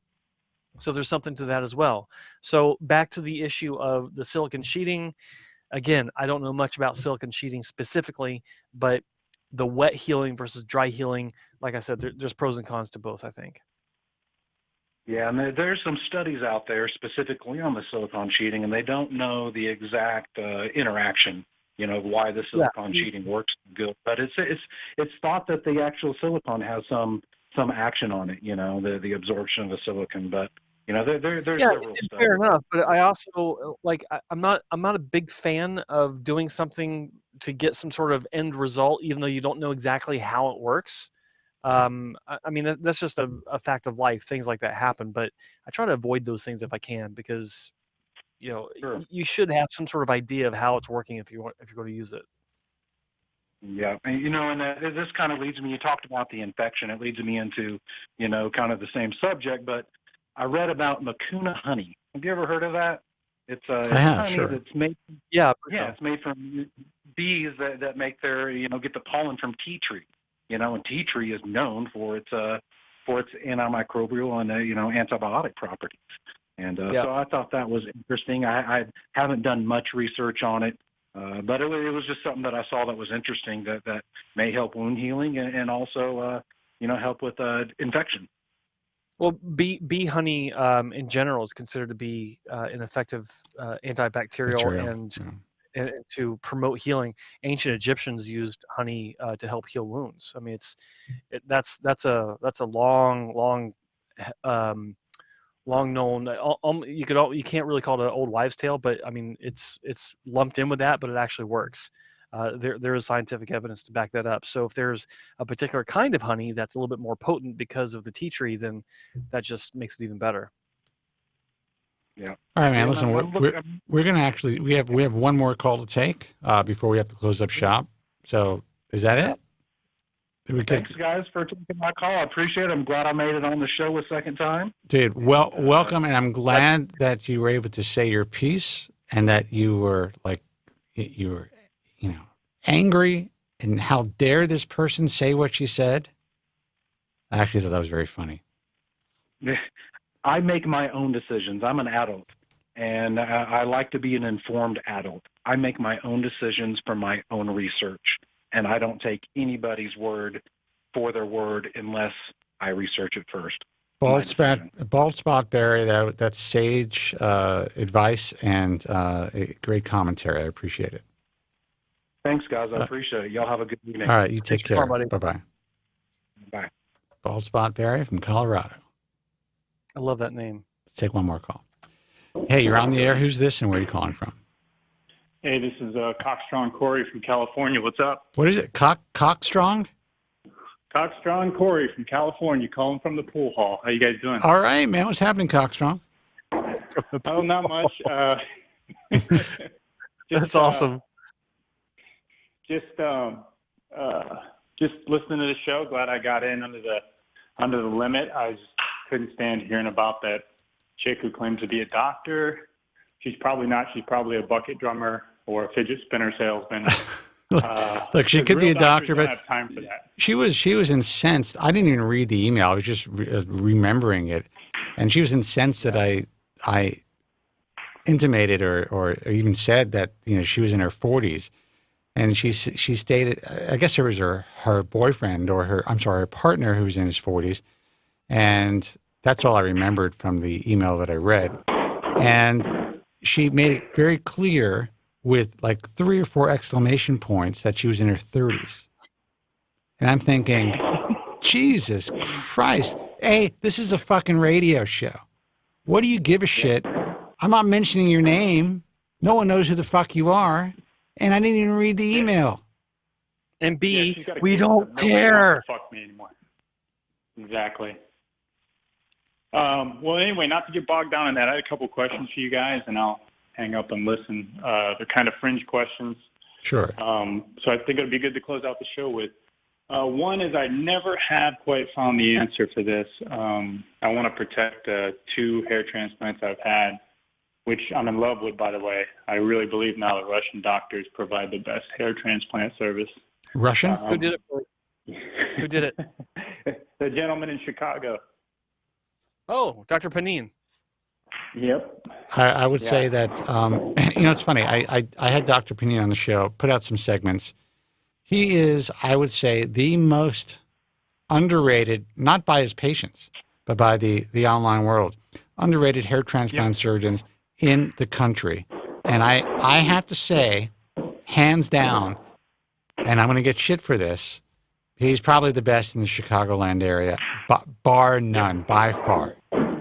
I flew cross country to see him twice now. He's a quiet professional. He goes about his work like a workman and doesn't try and get a lot of affirmation, doesn't have a big social media presence, but the guy's unbelievable. And he doesn't have his consultants going online as anonymous users and doing all this stuff. And I mean, this guy, he's a gentleman and he's really good. And I feel bad. Actually, I got to put out a segment for him. I feel bad that he doesn't get the notoriety that he deserves because he's been doing this for a long time and he's really good. He's amazing. Yeah. Anyway, quick questions I had for you guys. I listened to a couple of old shows. There's a guy from Florida that calls and he talks about it every now and then. I want to protect the 2 hair transplants I had, the investment I have, and almost $20,000. So I'm on Propecia. By the way, has the price of Propecia been going up? It feels like it has, but I'm also thinking probably about has. I take ProScar, so I don't know. Oh, okay. I'm thinking about going on TRT, and I want just to know, and I don't know if there's anything out there. I haven't heard one way or the other. If I'll still get the same protection from DHT if I have optimized levels of testosterone. How old are you? 41. Okay. I fantasize about going on TRT or, maybe, little, HGH. I would be ridiculously jacked. I'm pretty fit, I have to say, or I've gotten fit again. But with a little help at my age, it would be insane. I see some of my neighbors who do this stuff. I'm terrified. I'd much rather have slightly weaker pecs and not be as big as I know that I could be and keep my hair. Now, there are plenty of doctors that tell me that, yeah, you can, we can kind of monitor it and we can kind of, see, maybe you have to add a little bit more finasteride and really keep checking your DHT levels. I'm like, no fucking thank you, man. I do not want to. When I'm 65 or 70 years old and I really need it, like if I can't get it up or I can't walk around, if I'm really deteriorating, my muscularity, then I'll get on it. Okay. Now, my question to you is, have you been told that you have low T? Because just by the way, low T is just a marketing term. Yes. It's not a real scientific. It's not a real scientific diagnosis. You know that, right? Right, but what I want to do, I'm not looking to get super physiological levels. I'm not looking to put on muscle. I just want to prolong. I want to have, medium levels of, like, say, a 30-year-old, 27-year-old. Yeah, that's all I would do, and I'd be like I'd be able to work out less, and I'd be much more jacked. So I would love to do that, but yeah, I mean, you actually are at the pool hall. Yeah, that's unbelievable. Yeah, sorry. That is. Yeah, you can tell I'm old because I'm at a pool hall. That's awesome. That's not 41. You're baby, man. I would give Joe's left nut to be 41 again. You've already given it 4 other times. Like, I only have so many to give. That's true. Luckily, you're born with 3. So, do you own the pool hall, or are you just hanging out there? Yeah, I own it. Okay, I was gonna say. So do you have us Yeah. like on the PA system on the music system for the pool hall? I do not. No, Because guys that, want, my guys friend, want, would be they want music. that would be hardcore support right there. I really would. Just for like 2 minutes, put us on the screen and take a picture of it and send it to us so we can put it on Instagram. Oh, that'd be awesome. I'll see what I can do. But I might do that. But let me ask you. I mean, so what does your doctor say? I mean, how? I mean, do you feel a difference? Forget about the numbers. Do you feel a difference in your energy levels or your sexual prowess or anything like that? Well, I've taken nothing, first of all, so I don't know. I just have friends like you do who are emphatic about it. They seem to be the best ambassadors. They have nothing to gain by telling me this, but they're like, dude, they're like, I didn't realize how shitty I felt until I got on this. Right, but do you feel shitty? So,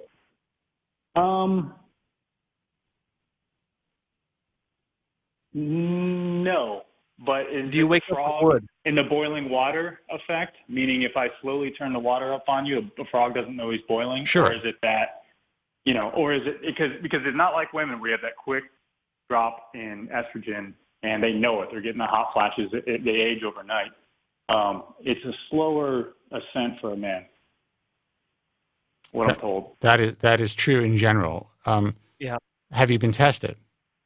Yes, I have. So I tested once at 318, and then I retested again at 588. Okay. And so when you retested at 588, what did your doctor say? He said that, well, first of all, my GA, or my GP will have, he's like, no, he'll have nothing to do with it. It's a separate doctor. Right. Who said we can optimize those levels. We can get you into the 800, because I tested 809 when I was 25. Right. According to some old blood work I have. Okay. But I was also on Propecia back then as well. I started Propecia in 1999. Yeah. Okay. I started Propecia, and it worked for me then until I went in the military, and they're like, we're not paying for this. It's cosmetic. We don't care about your hair. So it worked for me for 5 years, kept my hair good, and then I stopped, and then I lost all my hair, and then I got transplants, and now I have hair again. And so I was just thinking, well, if it works for me when my levels were at 809, if I get my levels back to 809 or 800 and I'm still on Propecia, then logic would dictate that it would maintain my donor area and the hair I have. Well, you just said something interesting to me, which I didn't recognize. So would you say most of the hair you have in your head now is transplanted? Yeah, a lot of it's transplanted. Okay. Well, then you're in a different position. Then I know that, but what about guys that aren't in my position? What about guys whose hair is sensitive to DHT? Yeah, I wouldn't risk it. I mean, I've had Alan Bauman on the show who talked about, it's really like the fine line. That sounded like a really nice shot, by the way. It really, like, you're like on a razor's edge with it, so you really have to monitor it very closely. There are guys who do believe that Propecia is enough to protect them. It really depends on your body and who you are. Look, I won't even get my testosterone tested at this point because I feel pretty strong. I feel, normal and almost, I'd say pretty much the same as I did downstairs, and I'm in my 50s. I don't want to be psychologically fucked up to think, you know what? I need to take, because if my body isn't reacting negatively. But you're right. It is that concept of being, the frog soup. You're floating around, and all of a sudden, the heat's being turned up, and then you're a cooked fucking frog. So I understand it, but I would not do it. We're not giving medical advice, but you are in a different position. You have transplanted hair. Most of your donor hair is mostly DHT resistant. You're also going to be on finasteride. You probably have a better chance of doing well without losing much hair or any hair in your position because your hair is transplanted. That's the way I look at it. But the question I've got is what was your, if you didn't have any hair transplant surgeries, what do you think, or what did Dr. Panine say that your Norwood level would be at this point? 4 or 5. Okay. So there is more hair to lose as far as outside the safe donor zone, like in the actual traditional patterns of loss. So I think that first off, for me, is like the idea of being married to another routine frightens the shit out of me. If I were like with T therapy, you got to keep going. If you don't, then you can crash, and I just can't Same handle thing that with kind of. finasteride. Well, exactly, but I have a hard enough time taking my finasteride on a regular basis. It's one of those things. I mean, it's simple for me because I keep it in my bathroom and it's near my my toothpaste. But with your teeth therapy, like, are you talking oral or injection? So here's what I'm thinking about doing. Because my last levels came in the 600s, they prefer to give me testosterone cypionate and inject basically half a cc of that every 5 days, so there's no big spike and or aromatization or whatever. Right. But what I'm actually thinking about doing is foregoing the testosterone altogether and just using the HCG that they're willing to give me. I'll hang on to the testosterone in case my levels get real low because they're going to bill me for it anyway. But I was thinking about using the HCG so my body will generate its own testosterone, and that'll get me. They said that'll get me by itself. There are also sub-Q injections. So that's something I don't know that much about it. So you're saying that this TRT, testosterone replacement therapy, actually gives you the ability to produce your own testosterone? Yes, it's a secretalog. It makes your body produce its own testosterone. It's weird stuff. You can actually take a bunch of it, and you'll actually pass for pregnant on a pregnancy urine test. It's kind of weird. That could be but useful. It's been around for a while. Yes, it can. Very. Yeah. And what is it called? HCG. It's like human chronic gonadotropin or something like that. I can't remember the name for it, but it's called HCG. See, now you're getting me started, man. I'm like, well, maybe this is it. Hold on. Yeah, Eureka. I don't want to make anybody do anything they don't want to do, but I just had these questions. And sometimes on the show, I'll be listening to the show, and somebody will be so close to asking that question. So I just want to ask it specifically. This is from a placenta. It actually is a hormone that's produced by the placenta after implantation. Mm-hmm. And it makes your balls grow in volume, and it makes you produce more testosterone. Bodybuilders use it to restart themselves after hard steroids. So what you're saying is, I'm not only going to be more fit, but I'm going to have a bigger package. Well, bigger balls. That's the package. Your balls are most of the package. You're going to be slinging ropes. Holy shit. All right, so let me ask these other questions. Like, do you wake up with wood? About every Any problem with that? 3 days. About every 3 days I do. Yeah, if it's every 3 days, then that's very normal, and that's fine. Okay, now next question. Not a doctor. Are you doing any sort of strength training? Yeah, lifetime athlete. Yeah.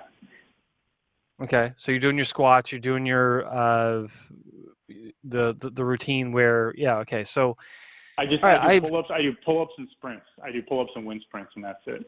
Yeah, well, you can increase your HGH by doing the sprints. Yeah, exactly. Mm-hmm. But I was also going to talk about like squats and things like that, leg core exercises. But look, I think that I understand. I was actually in the same place when I was your age. Jesus, you're 41, and I'm saying when I was your age. I'm getting old. But I think that I think that your levels, being slightly down at this point, it's like, do you really want to commit to something just for a little bit of an extra boost, where you've got all these checks and balances to keep things on the straight and narrow? But man, what happens if you're in a position like you lose your pool hall and you can't afford to keep doing this? What happens then? It's like the crash is not pretty. Then I guess I'll just live off the car dealership money. I don't know. So he's got a car dealership and a pool hall. Doing pretty well for himself. The pool hall is just to have fun. Yeah. Right? Yeah. Well, here's this. Have you? To wash the money. This is going to sound very LA, so bear with me though. But have you tried intermittent fasting? Yes, sir. Absolutely. And I like intermittent fasting, and I think you're right, it does wonders. And now, it did does you wonders, especially for weight. did you get tested after for your second time after you started the intermittent fast? Actually, my first time when I had low numbers, that was when I was intermittent fasting and exercising the most, and my numbers were actually lower. So that's what kind of threw me. These last round of tests, when I was in the 600s, I was sleeping more, I was exercising less frequently, still with intensity, but I wasn't intermittent fasting to that degree. I was just instead of going like they say a 12 to 15 hour fast, I was actually just compressing my meals into an 8-hour window. Right. 8 to 10 hour window. So now you for just me, fucked me up. Go ahead. You know, no, everybody, it could have been other things too. It can be stress. Men are very sensitive. So it could be some exogenous factor that nobody knows. It's just when you get these numbers, you're like, I don't understand. I was working out more.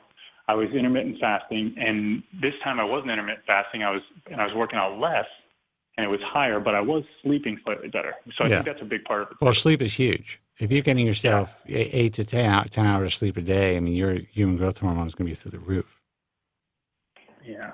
You know? Well, listen, man, you know, I can't, again, we're not physicians, but, you know, I am just not a fan of it when it comes, because just, listen, if I was ready, and by the way, talking about, we were just talking about advertisers and you know, one of our sponsors for this conference and who I think we're going to be working long term with was Headblade. If I was able to take a Headblade to my head right now and just shave it all off and just go fucking ham in the weight room, I would absolutely start taking this shit.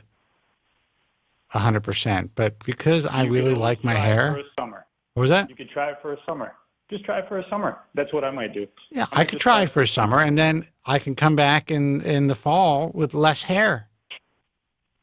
Well, not that much less. It doesn't fall out in one night, right? Dude, once you start down that path, it could take a year bit to get back to your baseline. Yeah, agreed. You know. One other quick question, and I'll let you guys go. I'll even hang up and let you guys answer it if you want. But I had one other quick question, and I talked to some people about this. Lots of people every year donate organs. I think that's a great thing. Saves a lot of people's lives. But a lot of young people die with full heads of hair. And yes, they do. There is a drug out there. It doesn't work. There is a drug out there. There's a drug out there that they use. It's actually a longevity drug called rapamycin. And it actually prolongs the life of almost all mammals they've tested it on. And it happens to be something they use for when they transplant organs, hearts, kidneys, and livers into humans so that they take. A lot of older people who are big into the modern health space and they have a lot of money, they take this drug. They take it routinely, and it suppresses their immune system. Could one, by proxy, and I'm willing to offer up, you find a guy with blonde hair, because I have dark hair, we transplant a couple of his hairs into my head after a suitable number of said medical tests, and I take rapamycin, you think the hairs would survive? I mean, theoretically, they might. What say you, Joe? I can't even say theoretically because I don't know enough about the medication, but again, it comes, you know, when you're dealing with rejection of an organ in a foreign body in a mammalian organism, you're serious issues like the infection that can result from this is just, you know, that's at the bottom of the pole. I mean, it can cause internal cascading issues that can lead to other problems. I mean, it can be really ugly. I mean, that's why, look, when people are taking anti-rejection medications in general, you know, it's really tough on the body. And so when you say that this drug or medication, whatever, I've never heard of it. I don't know anything about it, but I can't imagine that it's going to allow for an organ transplant, because this is essentially what you're talking about, to have any sort of real longevity that would be worth only investing. Prescribed and approved use by the FDA. It was actually, they found it by mistake at Easter Island, in a bacteria at Easter Island. It's a fascinating drug. It's at the forefront of longevity right now. Just something I had a bug in my head, rapamycin. Joe and I are both frantically writing this down. And actually, the name mTOR, which is associated with longevity, the mTOR pathway, that's the mammalian target of rapamycin is what the acronym is for. And so, it's kind of like the cannabinoid receptor. When they didn't know what the cannabinoid receptor was, but when they did, they're like, well, this is what weed affects, so we're going to call it the cannabinoid. That's how it is with mTOR and rapamycin. But anyway, because you're a sharp guy, man. You bring a lot. You bring a lot to the table. And I appreciate you calling in and giving us this information. And right now, I'm looking up. I'm frantically looking up intermittent fasting and testosterone. Thank God, everything I read says that it raises testosterone. Fuck yes. I'm just a weirdo then. Hey, it happens. And I'm looking at the side effects of rapamycin, and it's ugly. It ain't pretty. Well, you take much lower doses for longevity and stuff, but yeah, if you take a bunch longevity, of it, you can have mouth sores and stuff. Yeah, mouth sores, impaired wound healing, increased risk of skin cancer from exposure to sunlight or UV radiation, and risk of developing lymphoma. Lowered effectiveness of your immune system, which is obvious. Lung toxicity. Diabetic-like symptoms. I'm going to say I'll pass. Thank you.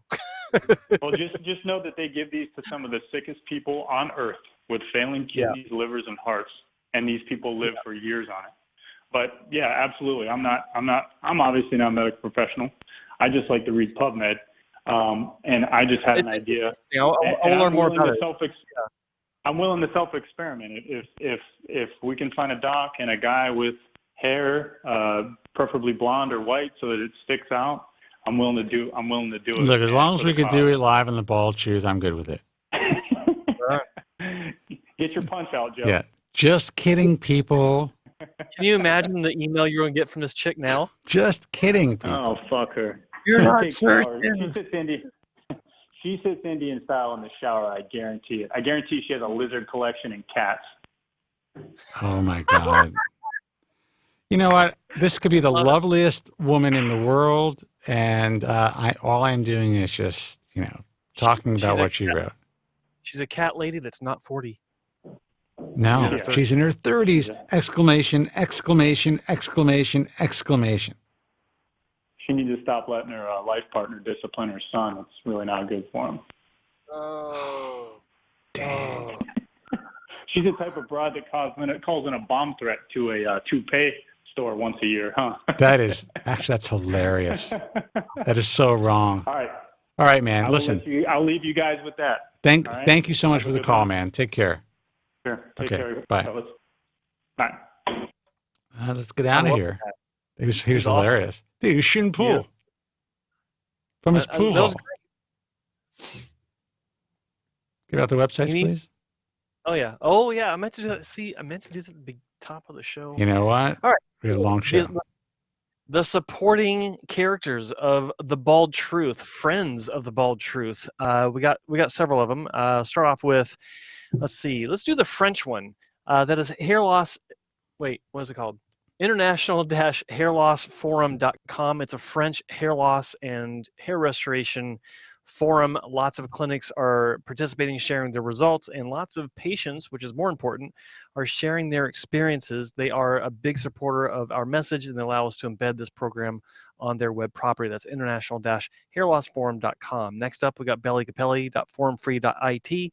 It's the Italian hair loss and hair restoration forum. Owner and operator of that particular forum, a great friend of mine, known him for many, many years. He's also a repair patient like myself, and he's worked tirelessly behind the scenes to help repair patients all across Europe. That's bellycapelli.forumfree.it. And finally, we've got, wait, hang on. I'm drawing a blank. Hairlossexperiences.com. It's a UK-based forum, also with a great guy that's also a repair patient, helping people tirelessly behind the scenes get their repair work that's necessary. Great clinics sharing their results, and greater patients sharing their experiences. Check them all out at hairlossexperiences.com. Good job, my man. Thank you. The Bald Truth thebaldtruth.com for archives of this broadcast. Check out thebaldtruth.com. And also subscribe, dude. There's a little box. Put your email address. Subscribe. Anyway, I keep saying it. There's going to be stuff up there, but I got somebody to actually help me now, so it's going to happen. Let's see. The IHRS is the International Alliance of Hair Restoration Surgeons. That's IAHRS.org. If you're considering surgical hair restoration, look, we created at least a safe place to start to do your research. That's IAHRS.org. And remember, all physicians who are I was going to use the wrong word, who are accepted members of the IHRS or accepted associate members of the IHRS, support our message, and that is surgery is a last resort. Period. Any physician who's willing to do that is an ethical physician. So check it out. The American Hair Loss Association, that's AmericanHairLoss.org. And if you want to interact with other hair loss sufferers, and I know many of you do, you can check out our message forum, which is baldtruthtalk.com. And Joe's website, hairtransplantmentor.com. Check out everything Joe Tillman. Joe's got a lot of shit going on that website. He helps a lot of people, but what I think is very fascinating is if you're new to the broadcast, you get to find out everything and anything Joe Tillman as far as his hair loss is concerned. Guy was fucked up. He was fucked up. I'm not lying. He doesn't mind me saying it. He came back, and look at him now.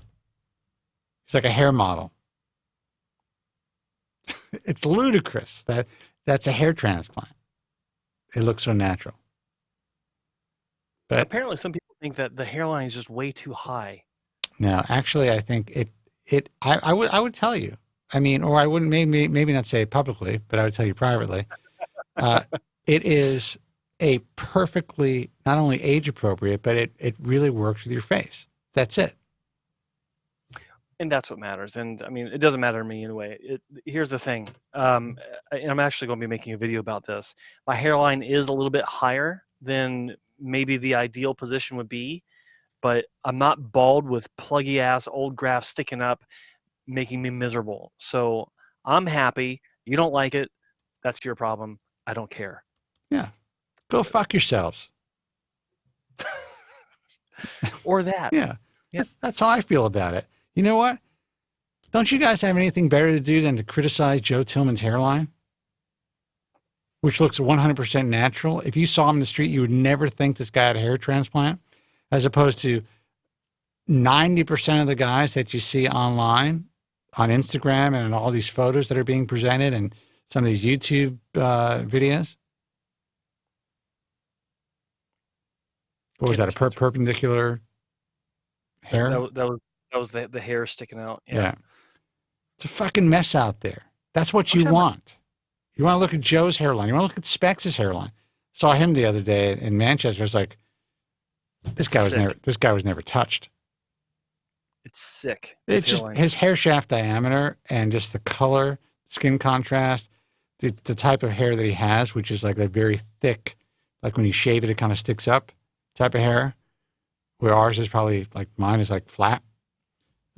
He was just the perfect. I'm actually looking at a video of him. I just got a video sent to me by my editor, and I'm looking at him on his video. I'm like, his hair is unbelievable. That's what a hair transplant should look like. Like you guys. It's a work of art. It's a work of art. And I guess, let's see, Joe's YouTube channel, which some of you guys are watching the broadcast on right now, subscribe to it, guys. We want it to be like 30, 40,000 minimum. Make that happen in the next 30 days. So if you're listening to the program through iHeartRadio, iTunes Radio, Stitcher Radio, GFQ, if you're watching us on The Bald Truth, or I should say listening to us on The Bald Truth, then go to the page, and that's youtube.com/hair transplant mentor. Subscribe, click the like button, the bell, so that you get notified every time the show is live. And go and like the fucking show. For the guys that are in the room who haven't liked the show yet, like the show. It helps. We're doing this for nothing for you guys. Do us a solid. Until next time, guys, be strong, God bless, and thank you all so much for listening. Have a good night. Thank you very much. I'm sorry for any inconvenience you may have been put to prior to the programme, and I'm glad you enjoyed it. And if you could now leave by the exits at the rear, that'd be splendid. Thank you. Good night.